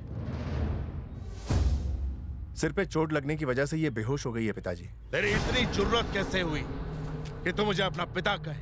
क्योंकि मैं सच जान गया हूँ। जबान खींच लूंगा मैं तेरी। पिताजी, मैं यहाँ आपके लिए आया। नहीं, तू यहाँ मेरे रुतबे, मेरे नाम को पाने के लिए आया है। तो चाहे वाल्मीकि बन जा, तुझे मेरा नाम कभी नहीं मिलेगा। मुझे वाल्मीकि नहीं बनना, मुझे आपका बेटा बन के परिवार का ध्यान रखना। इस परिवार का ध्यान रखने के लिए मैं अकेला ही काफी हूं।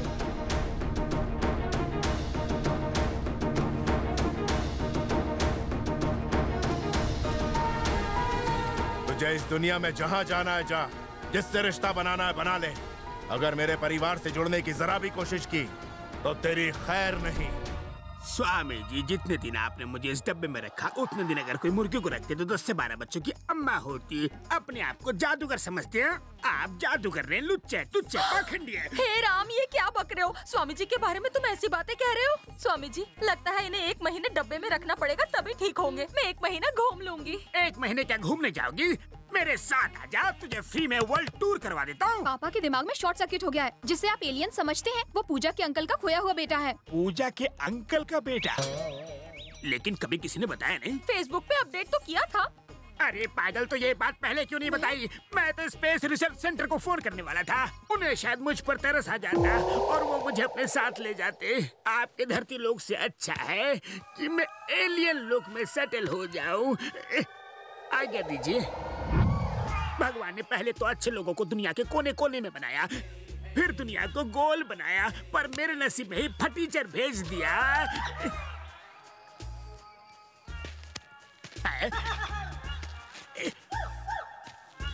अंकल, आपका दिमाग फिर से घूम रहा है ना? आप सोच रहे हैं कि मैं आजमगढ़ के लीडर राम प्रसाद का बेटा कैसे बन गया? मैं एलियन नहीं हूँ, मैं इंसान हूँ। तो फिर तुम ऊपर से कैसे आए? एक्चुअली कुछ लोगों ने बचपन में मुझे किडनैप कर लिया और अमेरिकन लैब में भेज दिया। वो लोग रिसर्च कर रहे थे कि मंगल ग्रह में जीवन है या नहीं। फिर उन लोगों ने रॉकेट से मुझे मंगल भेजा। वहाँ मुझे कुछ एलियंस ने गोद ले लिया और पाल पोस कर बड़ा किया। मेरी किस्मत फूटी थी कि तुम मेरी जिंदगी में आए। मुझे तो कल ही पता चला कि मैं कोई एलियन नहीं हूँ, राम प्रसाद जी का बेटा हूँ। मैं वापस मंगल गया सच्चाई का पता लगाने, तब जाके सच्चाई से पर्दा उठा। आप मेरे पापा का एड्रेस बताइए ना अंकल, आप जो मांगेंगे मैं दूंगा। अच्छा, मंगल ग्रह से ऑफर लाए हो क्या? मगर जब से तुम मुझसे मिले हो, मैं किसी से मिलने के लायक नहीं बचा। मुझे बस 1 करोड़ दे दो, मैं बिना गेम खेले करोड़पति बनना चाहता हूँ। यहाँ का 1 करोड़ चाहिए या मंगल का? मंगल का 1 करोड़।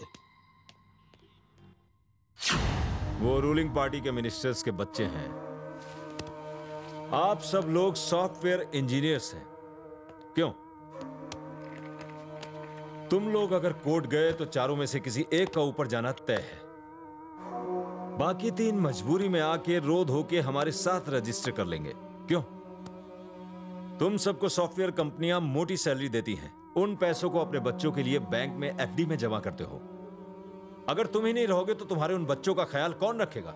चुपचाप इनको जमीन के कागज दो और चलते बनो। सॉरी सर, मैं जानता हूं कि आप करप्शन को बढ़ावा देके हमें धमका रहे हैं, लेकिन हमारे लीडर ने हमें बिना डरे यहां आपके सामने साफ साफ बात करने के लिए भेजा है।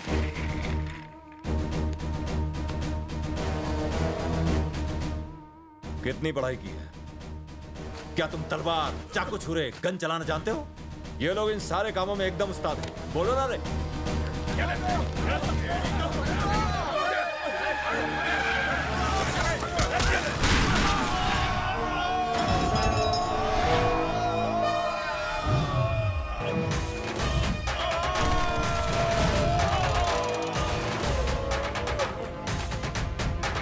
रामकृष्ण प्रसाद जी, प्लीज आप चुपचाप यहाँ से चले जाइए। सर, अगर आप जैसे लीडर डीजीपी के ऑफिस के बाहर हंगामा खड़ा करेंगे तो लोगों का पूरी तरह से पुलिस पर से विश्वास उठ जाएगा। प्लीज चले जाइए। क्या लोग तुम पर तब बहुत विश्वास करेंगे जब तुम मासूमों को अपनी ऑफिस में बुलाकर मारने की धमकी दोगे? तुम एक जिम्मेदार ओहदे पर बैठे हो, कभी गलत काम करके इसकी शान को कम मत करना। इनसे कहो इन बच्चों से सॉरी कह के इनकी जमीन छोड़कर यहाँ से चले जाए।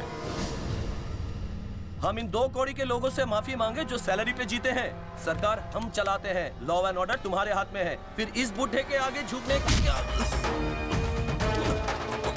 तुम्हें बीच में नाक घुसाने की क्या जरूरत थी? सर प्लीज आप इसे छोड़ दीजिए। अगर इन्हें कुछ भी हुआ तो मुझे मजबूरन आपके खिलाफ एक्शन लेना होगा। तो इंतजार किसका है? लो एक्शन। मुझे मारने का इससे बेहतर मौका नहीं मिलेगा, ना तुम्हें ना तुम्हारे पॉलिटिशियन बापों को। आखिरी बार कहता हूँ कि इसे छोड़ दो, नहीं तो मैं गोली चला दूंगा। तुम्हारे हाथ में पावर है, तुम्हारे हाथ में गन भी है, और तुम्हारी नजरों के सामने क्राइम हो रहा है, तो चलाओ गोली।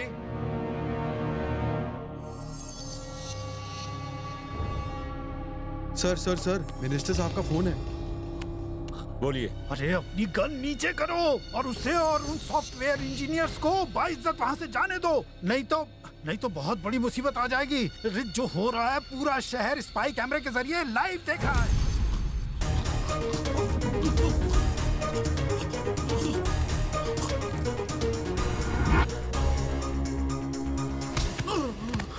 तूने कहा था सरकार तेरी है और तू जो चाहे कर सकता है।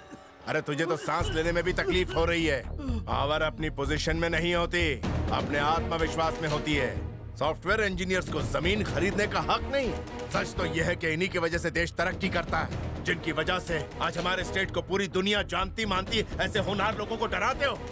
अगर आइंदा ऐसे होनहार लोगों को डराने धमकाने की कोशिश की तो चीर के रख दूंगा। आजमगढ़ से यहाँ आके तुमने मिनिस्टर के बेटे पे हाथ उठाया। अगर भारत में रहने वाले किसी भी मासूम शख्स के खिलाफ अन्याय हुआ तो सिर्फ आजमगढ़ ही नहीं, मैं हर जगह जाऊंगा और उस अन्याय को मिटाऊंगा और उस अन्याय करने वाले को मुंह तोड़ जवाब दूंगा।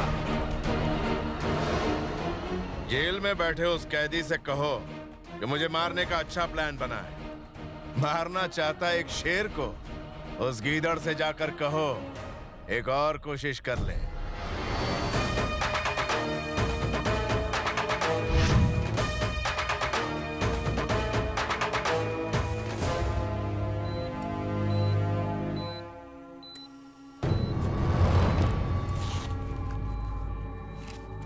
इन्हें जल्दी से हॉस्पिटल ले जाइए।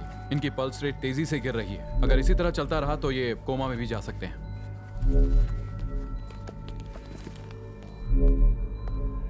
डीजीपी 2 मिनट का मौन धारण करने आया हो क्या? टीवी की रिपोर्टिंग देखी? हर जगह से फटकार सुननी पड़ रही है। बड़ा प्लान बना रहे थे 11 कॉन्स्टिट्यूएंसीज में हमारी पार्टी को जिताने का। अब एक जगह से भी नहीं जीत पाएंगे हम। मुझे तो लगा था डीजीपी बहुत ताकतवर होता है। मुझे क्या पता था एक नंबर के फुसकी बम हो। अबे घूर क्या रहा है? इसका जिंदा रहना खतरनाक है। मार दो इसे। यहाँ के एसपी को स्टेटमेंट देने बोलो कि ये रामकृष्ण प्रसाद को मारने आया था और पुलिस ने इसे एक एनकाउंटर में उड़ा दिया। उसके बाद रामकृष्ण प्रसाद को कैसे मारना है उसका भी मैंने प्लान बनाया हुआ है।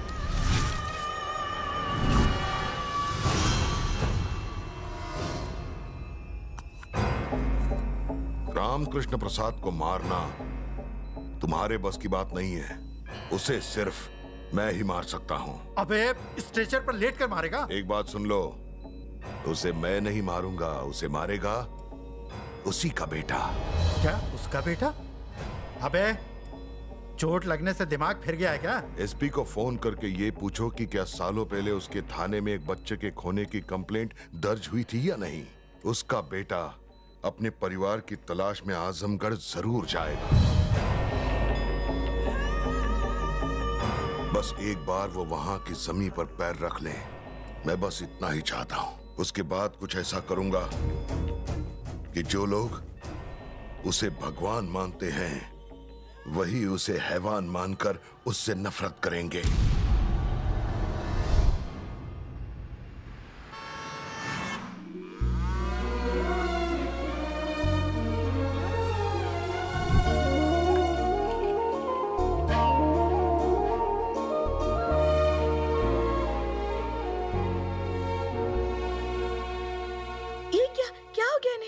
पूछ तो ऐसे रही हो जैसे तुम इसे पहले से जानती हो। हाँ जानती हूँ। अगर तुम्हें इसके बारे में पता था तो बताया क्यों नहीं? अंकल ने मुझे बताने से मना किया था। साथ ही अंकल ने मुझे एक और जरूरी बात कही। उन्होंने कहा कि इनके सौतेले माँ बाप ही इनके असली माँ बाप रहेंगे। अगर आपको इस बात की खबर मिलती कि सालों पहले आपका बिछड़ा हुआ बेटा लौट आया है तो आप मायूस हो जाते, इसलिए उन्होंने मुझे मना किया।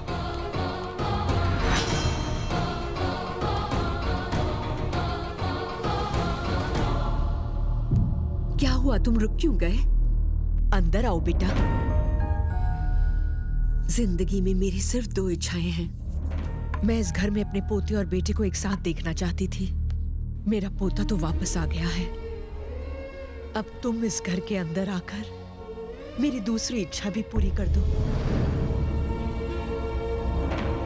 सिर झुकाए खड़े रहोगे तो कुछ हासिल नहीं होगा। मैं इसके सामने गिड़गिड़ाया, हाथ पैर जोड़े, फिर भी नहीं माना। सिर पे जोर से लकड़ी मार के बेहोश कर दिया, फिर यहाँ पे लेके आया। कितना मुश्किल काम था।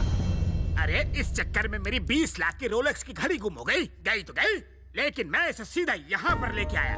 आप हमारे घर के चिराग को यहाँ लेकर आए हैं। रोलेक्स की घड़ी तो छोटी चीज है, मैं आपको उससे भी महंगी दिला दूंगी। घड़ी के साथ साथ मेरे गले से सोने की चेन भी कहीं खो गई। आते वक्त रास्ते में ही गिरी होगी। ओ माँ।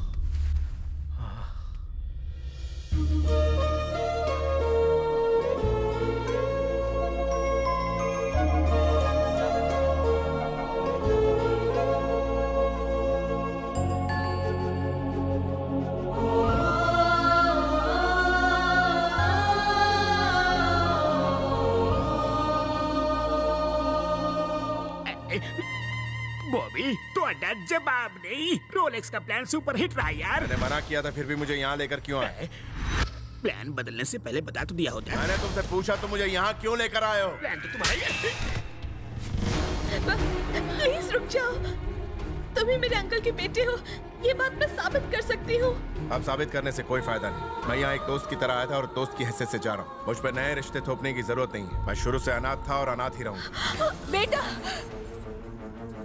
माना कि तुमने हमें सालों से नहीं देखा, पर सच तो ये है कि हम ही तुम्हारे माँ बाप हैं। तुम पर हमारा इतना हक तो बनता है ना बेटा। देखिए आंटी, मैं आपके दर्द को समझता हूँ, लेकिन मैं आपका खोया हुआ बेटा नहीं। सुनिए सुनिए जी, आप इसे समझाइए ना। उसने जो कहा बिल्कुल ठीक कहा। हमने इसको जन्म जरूर दिया, लेकिन पाल पोस कर बड़ा नहीं किया। जिन्होंने बड़ा किया है उनके पास रहना इसका धर्म है। जाने दो इसे। छोड़िए आंटी, बेकार में मुझे रिश्ते नातों की बेड़ियों में मत जकड़िए प्लीज। सुनो, उसे रोक लीजिए, कुछ दिन तो उसे माँ के आंचल में रहने दीजिए। रुको, हमारे बेटे की हैसियत से नहीं, पूजा के दोस्त की हैसियत से तुम यहाँ 10 दिन रुक सकते हो।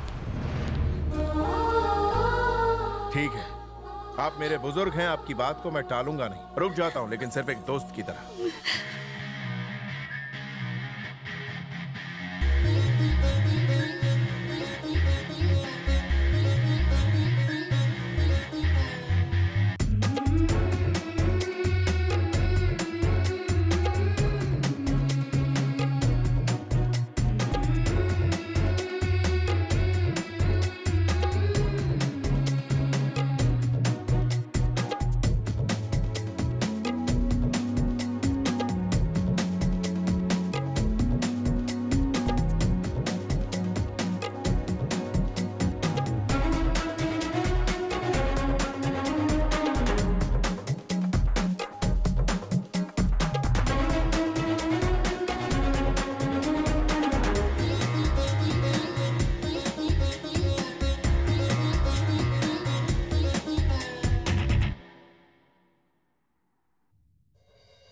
रुको, हमारे परिवार की फोटो तोड़ के तुमने अच्छा नहीं किया। इस परिवार को ना अपनाओ ये मैं बर्दाश्त कर सकती हूँ, लेकिन इस घर का मालिक, इस घर के मालिक की तुम बेइज्जती करोगे ये मैं कभी बर्दाश्त नहीं करूंगी। आपका बेटा पीछे वाले घर में क्यों रहता है?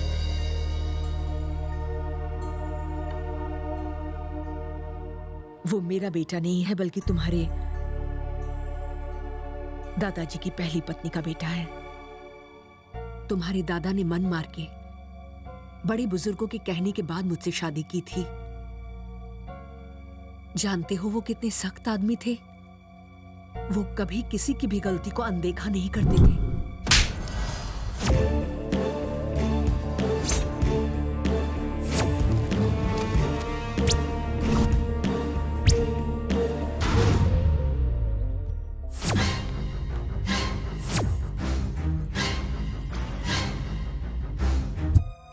मेरे पति तो नहीं रहे, लेकिन उनकी दी हुई सजा को वो आज भी मान रहा है।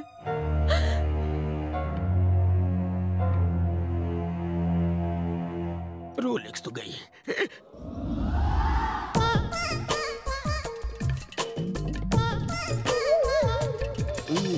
देखो, अब बहाने बनाना बंद करो।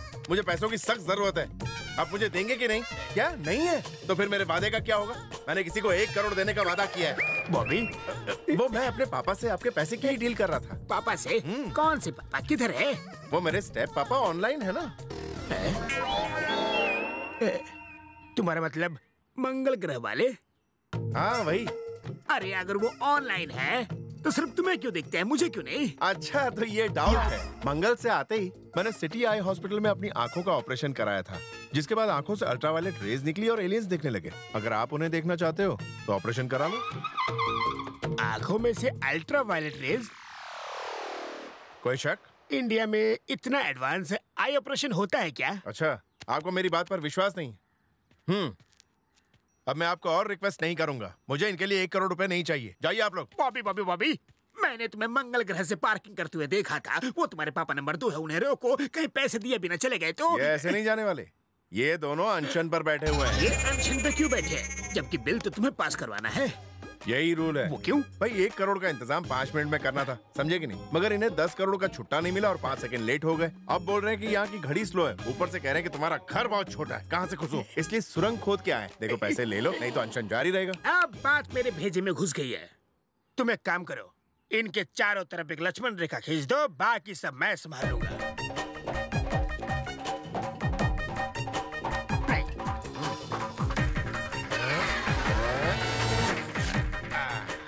बॉबी, अब तुम जाओ और चैन की सांस लो। फिर आपके पैसे का क्या होगा? वो मैं वसूल कर लूंगा। कैसे? मैं इन्हें जूस पिला के इनका अनशन तुड़वा दूंगा। Thank you.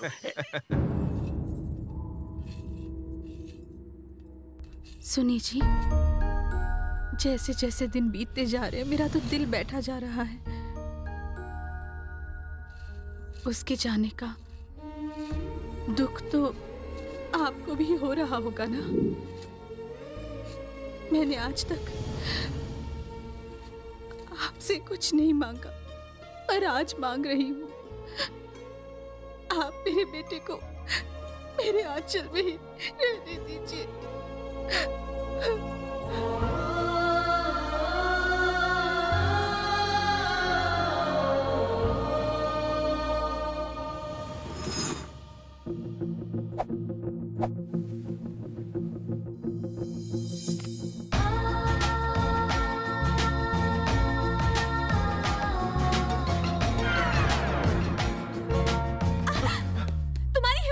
मुझे किस करने की?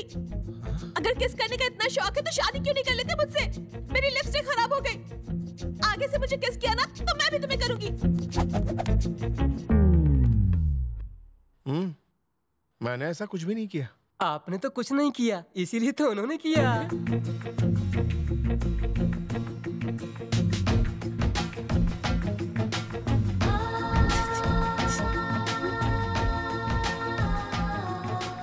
किस लिए बुलाया मुझे? किस के लिए? देखो ये सब अच्छी बात नहीं है। आखिर तुम मेरे साथ ऐसी हरकतें क्यों कर रही हो? क्योंकि मेरे राजा तुम ये सब नहीं करते मेरे साथ, इसलिए। ये क्या कह रहे हो तुम? शादी से पहले टेस्ट ड्राइव करना चाहते हो? नहीं तो शादी नहीं करोगे मुझसे? भैया बिना टेस्ट लिए शादी करेंगे तो क्या बिगड़ने वाला है, और टेस्ट लेके भी शादी करेंगे तो भी क्या उखड़ने वाला है। हालात तो वही रहने वाले हैं। बिटिया छोड़ना मत। देखा तुमने कैसे तुम मेरे जाल में फंस गए? काश तुम मेरी बाहों में हमेशा के लिए आ जाओ मेरे राजा।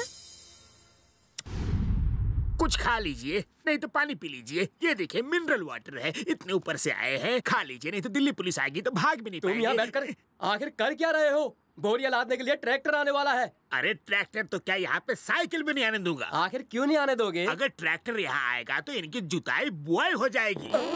भैया जी, भैया जी, भैया जी! अरे इतना चिल्ला क्यों रहे हो? ये पागल खाने से भाग आया है। पागल खाने से नहीं भागा, ये मेरा दोस्त और वो क्या होता है? योगा कर रहा है, इसमें हवा से बातें करते हैं। इसमें सांस बाहर छोड़ते हैं और ताजी सांस अंदर लेते हैं। जाओ अपना काम कर। ठीक है। क्या हुआ, हालचाल ठीक तो है ना अंकल? अब तुम्हें क्या हाल बताओ? नींबू निचोड़ निचोड़ के मेरा खुद का नींबू पानी बन गया है, लेकिन तुम्हारे पिताजी नींबू पानी पीते ही नहीं। ये देखिए, पैसों के साथ साथ लेटर भी छोड़ गए। इसमें लिखा है उन्होंने अनशन तोड़ दिया है। अच्छा मैं भी देखूं। मगर पैसे तो दिख ही नहीं रहे। अपने हाथ फैलाइए।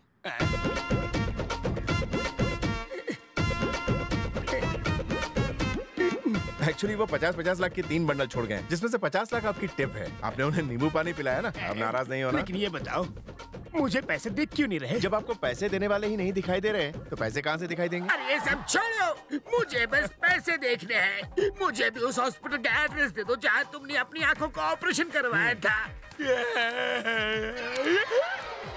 ये सारे पैसे मेरे हैं। एक बात बताता हूँ, शॉर्टकट से पैसे कमाना भूल जाओ, अपनी मेहनत से पैसे कमाओ। आगे से शॉर्टकट नहीं मारोगे ना, जाओ निकल लो। I love you.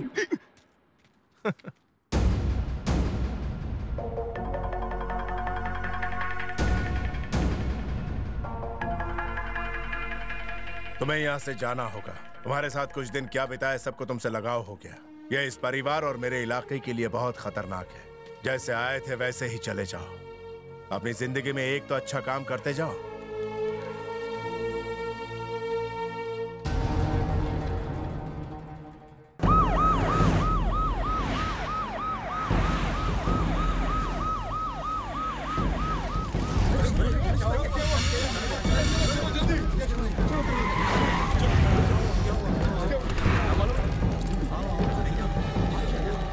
रुक जाओ।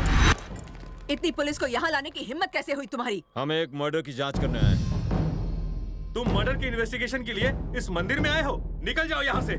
ये देखिए हमारे पास सबूत हैं और कोर्ट ने जरूरत पड़ने पर उसे गिरफ्तार करने का हुक्म भी दिया है। ये लोग ऐसे नहीं मानेंगे, इन लोगों को सबक सिखाना ही पड़ेगा। रुक जाओ। अगर इनके पास कोर्ट का ऑर्डर है तो कानून को अपना काम करने दो।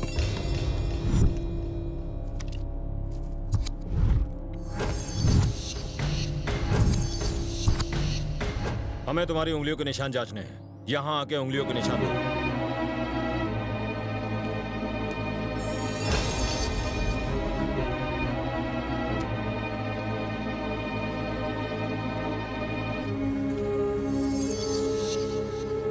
सर, खूनी के फिंगरप्रिंट्स और इसके फिंगरप्रिंट्स दोनों मैच हो रहे हैं। यही है हत्यारा।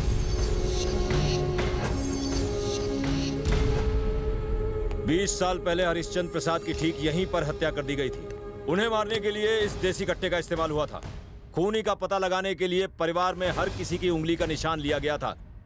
इसकी उंगलियों के निशान इस पर मौजूद निशान से हूबहू मिलते हैं। रुक जाओ, खून तो एक बच्चे ने किया था। उस बच्चे के फिंगरप्रिंट्स हमारे भैया के साथ कैसे मिल सकते हैं बताओ? उंगलियों के निशान हमेशा एक जैसे रहते हैं। आपके बड़े छोटे होने से कोई फर्क नहीं पड़ता, ये कभी नहीं बदलते। इसने इनके इशारे पर हरिश्चंद्र की हत्या की है। मेरा बेटा मेरे पति को क्यों मारेगा? इसे गिरफ्तार करके ले जाने की हिम्मत है तुम में? तुम्हें यहीं जमीन में गाड़ दूंगी। आप अपने बेटे से बहुत प्यार करती हैं, लेकिन आपका बेटा आपको बिल्कुल नहीं चाहता। इसने अपने बाप की जायदाद और ऊंचे रुतबे को ठोकर मारी, जिंदगी भर घर के पीछे रहा। उसने सबको बताया कि उसका बेटा कहीं गायब हो गया है, लेकिन चुपके से उसे कहीं और पाला पोसा और बचपन से ही उसे एक खतरनाक हत्यारा बना दिया। सिर्फ सत्ता के लिए इसने आजमगढ़ के पिता कहे जाने वाले हरिश्चंद्र प्रसाद को अपने बेटे के हाथों से मरवा डाला। आपके इस सौतेले बेटे ने। राम प्रसाद, तुमने अपने बेटे की मदद से अपने पिता को मरवाया, ये ऐसा कह रहे हैं? तुम खड़े खड़े सुन क्या रहे हो? एक बार ना कह दो, फिर देखो यहाँ के लोग इनका क्या हाल करते हैं। तुम चुप क्यों हो? कुछ तो बोलो बेटा, इन्हें मुंह तोड़ जवाब दो बेटा। यही सत्य है। क्या?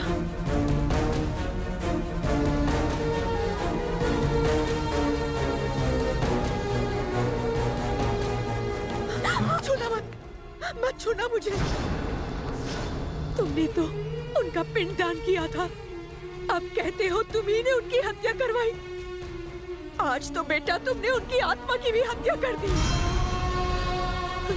आज तक मैंने यही सुना था कि पिता अपने बेटे को एक अच्छा इंसान बनाते हैं, पर आप तो पहले ऐसे बाप होंगे जिसने अपने बेटे को एक हत्यारा बनाया है। हम कभी सपने में भी नहीं सोच सकते थे अंकल कि आपके महान होने के पीछे इतना भयानक आदमी छिपा हुआ है जिसने सत्ता पाने के लिए अपने पिता को मार दिया। आपके इस घिनौने काम को देखकर हमारा तो भगवान पर से विश्वास ही उठ गया। इसे तो कुत्ते की मौत मारना चाहिए। काट दो इसे। कौन बोला? किसने ये जुर्रत की? डीजीपी, इससे पहले कि लोग इन्हें गुस्से से मार दें, इन्हें मेरी नजरों से दूर ले जाओ।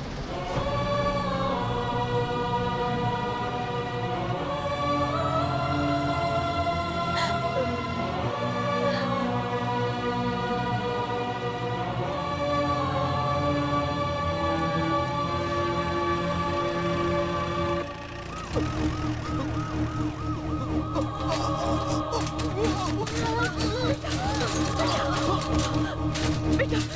मत लगाइए। आपने जो भी किया वो देखने से पहले काश मैं मर जाता। क्या कहा तूने? तुझे देवता को भगवान कहने में शर्म आ रही है? आज आजमगढ़ ने अपना भगवान खो दिया है। क्या भैया, आप अपने पिता के हत्यारे की तरफदारी कर रहे हो? सिर्फ तरफदारी नहीं कर रहा, बल्कि मैं उससे दिल से पूछता हूँ और पूछता रहूंगा। क्या कहा था मेरे भाई को? नरक में भी जगह नहीं मिलेगी। जब सरकार ने भी तुम्हारी परवाह करना छोड़ दिया था, तब मेरे पिता ने तुम्हें अपना बच्चा मान के तुम्हारी जिंदगी संवारने के लिए अपना खाना पीना उठना बैठना सब भूल गए थे। मेरा भाई एक पहाड़ की तरह उनके पीछे हमेशा उनकी रक्षा करता रहा। अब बोलो। मेरा भाई वो भगवान है जिसने तुम सब लोगों की खातिर अपना बेटा न्योछावर कर दिया और उफ तक नहीं की।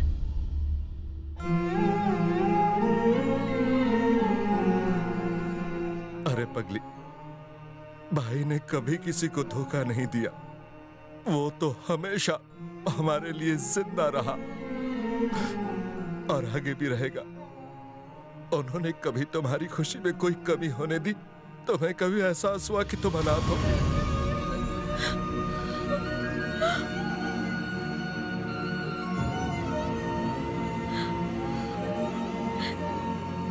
ये आप क्या कह रहे हैं अंकल? मैं एक अनाथ हूँ? मैं इस परिवार का हिस्सा नहीं हूँ? आज से 25 साल पहले जब पिताजी फॉरेन इन्वेस्टमेंट लाने के लिए लंदन कॉन्फ्रेंस में गए थे, तभी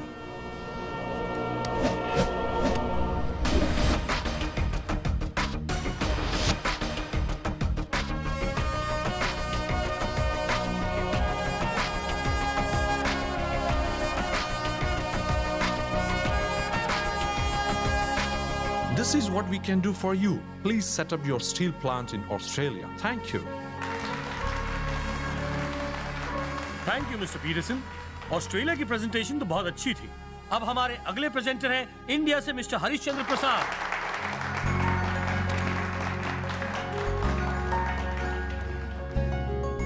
May I connect your laptop to presentation slide? मेरे पास कोई लैपटॉप नहीं। इन्हें तो लैपटॉप की स्पेलिंग तक पता नहीं होगी। ये इंडिया से जो हैं। Please stop. जो देश टेक्नोलॉजी का सहारा नहीं लेता, वहां भला हम पैसे इन्वेस्ट क्यों करें? आपको भी एक विजुअल प्रेजेंटेशन देना होगा। जो देश एक प्रेजेंटेशन नहीं दे सकता, वहां इन्वेस्ट करने से हमें तो एक जीरो ही मिलेगा। अच्छा, ये बात है। जीरो के बिना मैथमेटिक्स नहीं होता, और मैथमेटिक्स के बिना तुम्हारे कंप्यूटर लैपटॉप किसी काम के नहीं, कचरे का ढेर हैं ये। और इस जीरो की इजाद करने वाले हमारे आर्यभट्ट थे। और अपने देश की महानता के बारे में और कुछ बताऊं, या ये बताऊं कि हमारे देश में ही आपको प्रोजेक्ट क्यों लगाना चाहिए? I am sorry, please carry on mister Prasad. ये रिपोर्ट सबको दे दीजिए। Okay sir. आयरन और एक्सपोर्ट करने में इंडिया दुनिया में तीसरे नंबर पर आता है। हम हर साल 100 मिलियन टन आयरन एक्सपोर्ट करते हैं। हम इस प्रोजेक्ट को वो सारा मटेरियल देने वाले हैं। सिर्फ इतना ही नहीं, हम प्रोजेक्ट के लिए मुनासिब दामों पर होनहार कारीगरों का बंदोबस्त करवा देंगे, और आजमगढ़ में 5000 एकड़ जमीन इस प्रोजेक्ट के लिए दी जाएगी। एक्सक्यूज मी मिस्टर हरिश्चंद्र प्रसाद, आपकी रिपोर्ट में एक गड़बड़ है। क्या गड़बड़ है बताइए। आपके देश का आयन ओर प्राइमरी ग्रेड का नहीं बल्कि सेकंड ग्रेड का है। उसे साफ करके आयन एक्सट्रैक्ट करने में बाकी देशों से कई ज्यादा पैसा लग जाएगा। आप शायद जानते नहीं, लेकिन हमें जियोलॉजी की अच्छी समझ है। इस तरह से हम सबको धोखा देके आप अपने देश में ये प्रोजेक्ट नहीं ले जा सकते। आजादी मिलने के इतने सालों बाद भी इन इंडियंस ने कुछ हासिल नहीं किया। भ्रष्टाचार, गुंडागिरी, पॉलिटिक्स और नक्सलिज्म के अलावा। ये इस प्रोजेक्ट को आजमगढ़ में लगाने की बात कर रहे हैं, जहां हर रोज एक नई मुसीबत पैदा होती है, जहां इस प्रोजेक्ट के पूरे फ्लॉप होने के चांसेस हैं। मतलब टोटल लॉस, घाटा ही घाटा। ये सारे इंडियंस तो होल्ड योर टंग। ये बताओ तुम किस देश के रहने वाले हो? इंग्लैंड। वही ना जहां क्रिकेट का जन्म हुआ? You're absolutely right. वो महान देश मेरा ही है। तुम्हारे देश ने आज तक एक भी वर्ल्ड कप जीता है? तुम्हारे देश ने हमारे देश पर 150 साल राज किया। मेरा देश अंतरिक्ष में सैटेलाइट्स अपने लिए तो क्या दूसरे देशों के लिए भी लॉन्च करता है। तुम्हारा देश करता है क्या? हमने क्या हासिल किया है अगर मैं बताना शुरू करूं ना तो तुम्हारी जिंदगी बीत जाएगी सुनते सुनते। हमारी सरकार में कुछ नेता भ्रष्ट हो सकते हैं पर आम जनता नहीं। लोन लेने के बाद उस लोन को चुकाने के लिए हम जी जान लगा देते हैं, लेकिन किसी से धोखाधड़ी नहीं करते। आजमगढ़ में अगर एक नेता भी भ्रष्ट होगा तो मैं गारंटी लेता हूं कि उसे वहां से खदेड़ दूंगा। ये प्रोजेक्ट अगर यहाँ आ जाए तो लोगों को रोजगार मिलेगा। हर घर का एक व्यक्ति अगर इस प्रोजेक्ट से जुड़ता है तो उनके जीवन का स्तर ऊंचा हो जाएगा, उनके परिवार में खुशहाली छा जाएगी। मैं एक अच्छा उद्देश्य लेकर यहाँ आया हूँ, आपको धोखा देने Stop it! मुझे इस बहस में कोई इंटरेस्ट नहीं। सेकंड ग्रेड का आयरन ओर यूज करने से हमें कैसे कोई नुकसान नहीं होगा? Please explain this. रिपोर्ट का सिर्फ तीसरा पेज पढ़कर आपने बंद कर दिया। अगर 5वें पेज पर जाएंगे तो जवाब मिल जाएगा। हमारे देश में कच्चा लोहा सेकंड ग्रेड का, ये बात सच है, लेकिन हम जिस मटेरियल से कच्चे लोहे को क्लीन करते हैं वो सस्ता है, डोलोमाइट। अगर आपकी जियोलॉजिकल भाषा में कहूं तो कैल्शियम, मैग्नीशियम, कार्बोनेट हमारे देश में इन सब का भंडार है। Am I right, gentlemen? Congratulations, sir. Congrats. Thank you. Congratulations, sir. Congrats, sir. Thank you. Congratulations, sir. Thank you. For your presentation. Thanks. Expansion is life. Contraction is death. खुद के लिए तो जानवर ही जिया करते हैं। वैष्णव जन तो तेने कहिए जे बीड़ पराई जाने रे, ये बापू ने कहा है। Congratulations. Thank you. That's fantastic, sir. Thank you. आपने तो मेरी आंखें खोल दी। अब मैं भी इस प्रोजेक्ट में इन्वेस्ट करूंगा। इलेक्शंस जीतने के बाद मेरे पिता ने आजमगढ़ में स्टील फैक्ट्री शुरू करने के अपने सपने को साकार करने के लिए कई एनआरआईज को इंडिया बुलाया। उन्होंने उनके रहने का इंतजाम गवर्नमेंट गेस्ट हाउस में करवाया। तुम्हारे माता पिता भी उसी गेस्ट हाउस में थे।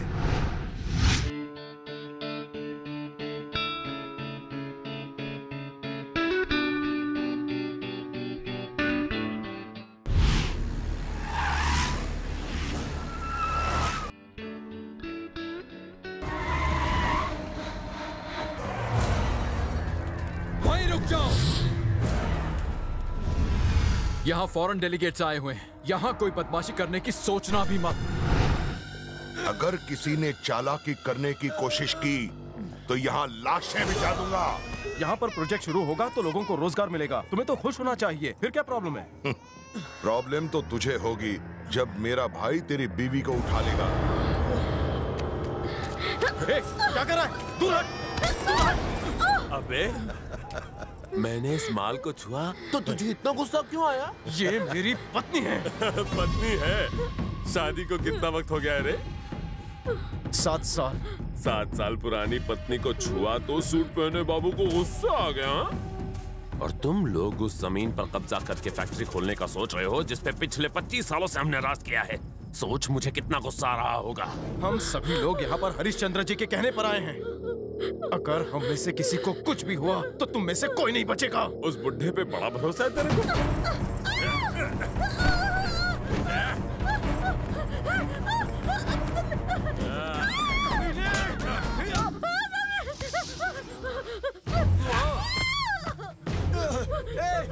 कोई रोको उसे।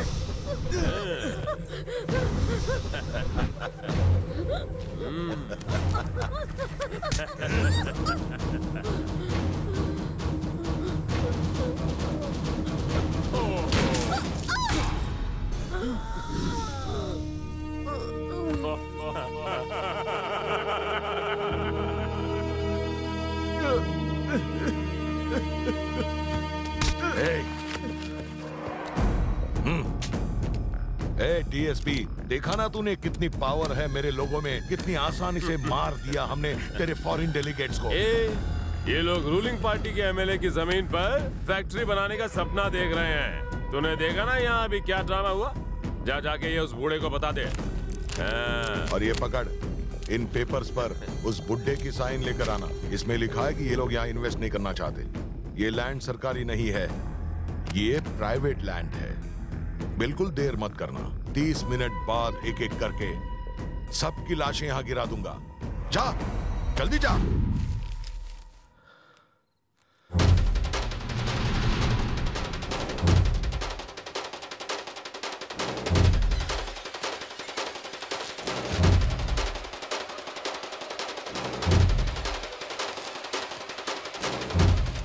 मेरे पिताजी सो रहे हैं, उन्हें उठाने की कोई जरूरत नहीं।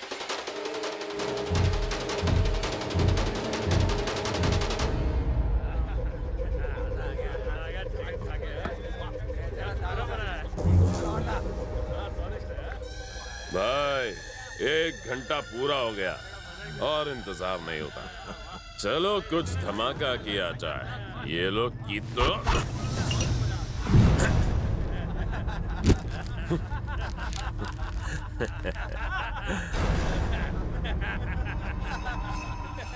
उस बुढ़े पर विश्वास करने से बेचारे भोले भाले लोगों की जानें चली गईं। इसमें हमारी कोई गलती नहीं है, किस्मत का खेल है। मेरे पिता को लगता था कि वो अपनी बुद्धि से सब कुछ हासिल कर सकते हैं, लेकिन वो जानते थे कि तुझ जैसा मोटी अक्ल वाला गुंडा ये बात नहीं समझेगा। तूने सही कहा था, इस जमीन पर खून खराबा होके ही रहेगा। अपना खून बहाने के लिए तैयार हो जा।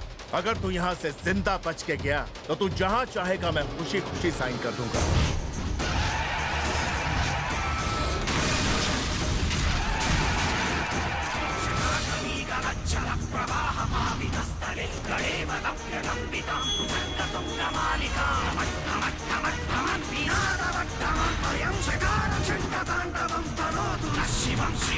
मेरे 100 लोगों को मारने के लिए देखो एक अकेला सरफिरा आया है। 100 कुत्तों को मारने के लिए एक ही शेर काफी होता है। आओ सालों, अगर दम है तो।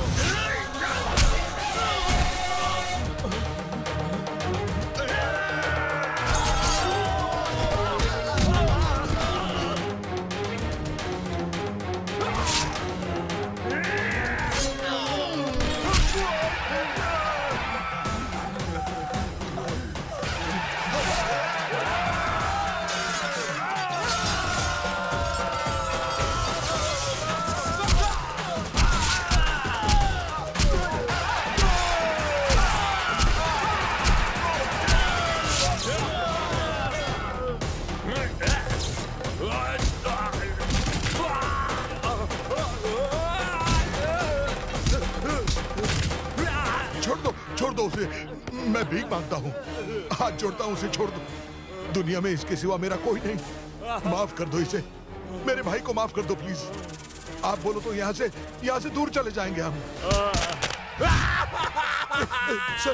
सर, उन्हें कहिए ना मेरे भाई को छोड़ दे।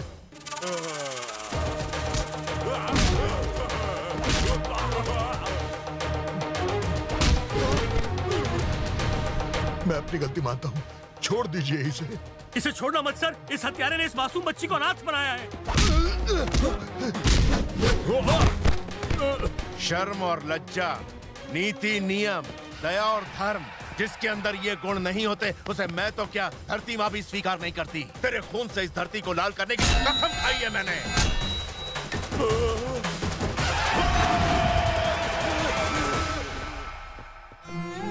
आज हमारी वजह से इस बच्ची ने अपने माँ बाप को खो दिया। ये अकेली हो गई। आज से इसको पालने की जिम्मेदारी हमारे परिवार की है। आपने भैया को हमेशा के लिए यहाँ से निकाल दिया माँ, ऐसा क्यों किया?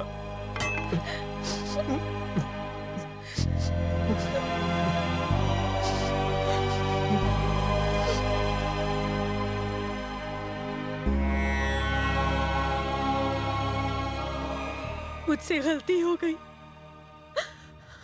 मैं उसे घर लाऊंगी।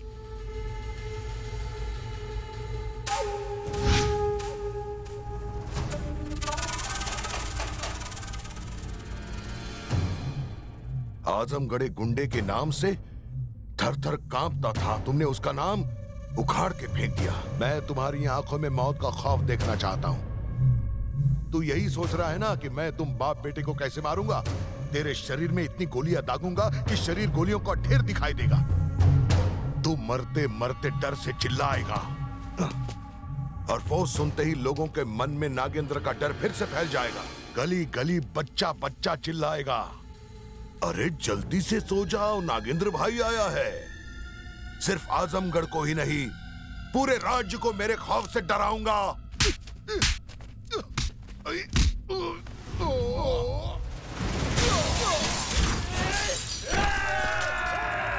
रुक जाओ। क्या बात है, तेरे चारों तरफ मौत खड़ी है और फिर भी तूने मुझ पर हाथ उठाने की हिम्मत की। दिल से दाद देता हूँ, इतनी ताकत तुझमें कहां से आई? ये मेरे पिता के दिखाए गए नेक रास्ते की ताकत है, उनके बताए उसूलों की ताकत है। अरे कौन से उसूल? जिंदगी से बड़ा उसका मकसद होता है। अगर वो मकसद लोगों की भलाई के लिए हुआ तो बुराई चाहे कितनी भी बड़ी हो अच्छाई के आगे घुटने टेक देती है। तेरे बाप के उसूल उसकी जान नहीं बचा पाए, तुझे कैसे बचाएंगे? उस बोर्ड पर जरा नजर घुमा। बोर्ड?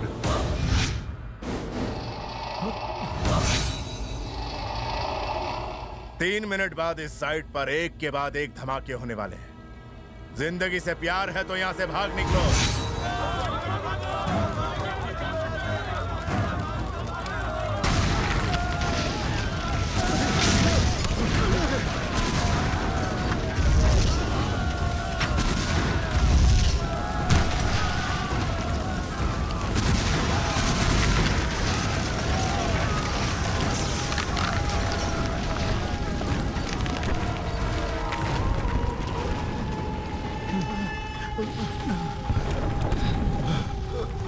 अरे भैया, जान बची तो लाखों पाए। लगता है वो बाप बेटे तो अपने आप ही मर खप गए होंगे।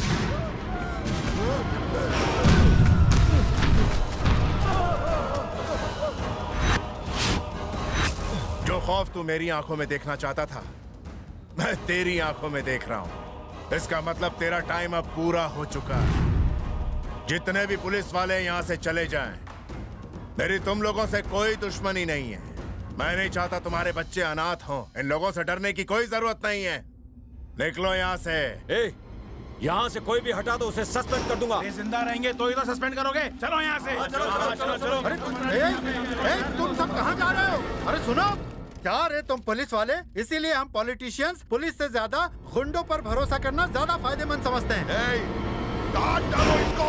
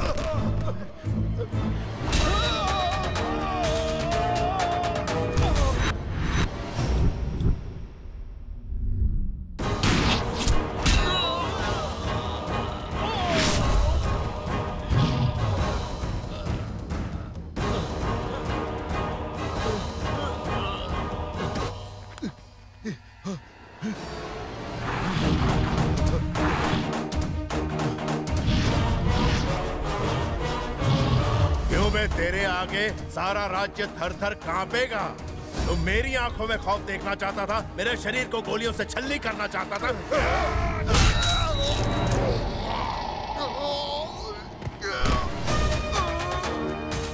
ऊपर वाले ने मेरे परिवार को सब कुछ दिया, लेकिन वो एक चीज देना भूल गया, और वो है खौफ।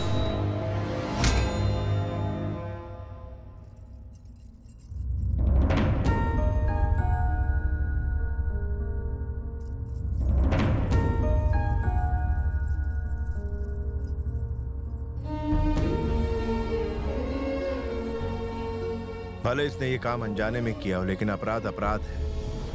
आप जो सजा देंगी उसके लिए मैं तैयार हूं। उम्र तो आपको तजुर्बा देती है, लेकिन जरूरी नहीं कि तजुर्बे से आपको समझ मिले। तुम हर सजा भुगतने को तैयार हो? आप बोल के तो देखिए। अपने पिता की आत्मा को शांति देने के लिए तुम्हें अपने घर में वापस आना होगा। उनके वारिस के तौर पर तुम्हें लोगों का मसीहा बनकर इन्हें सही रास्ता दिखाना होगा।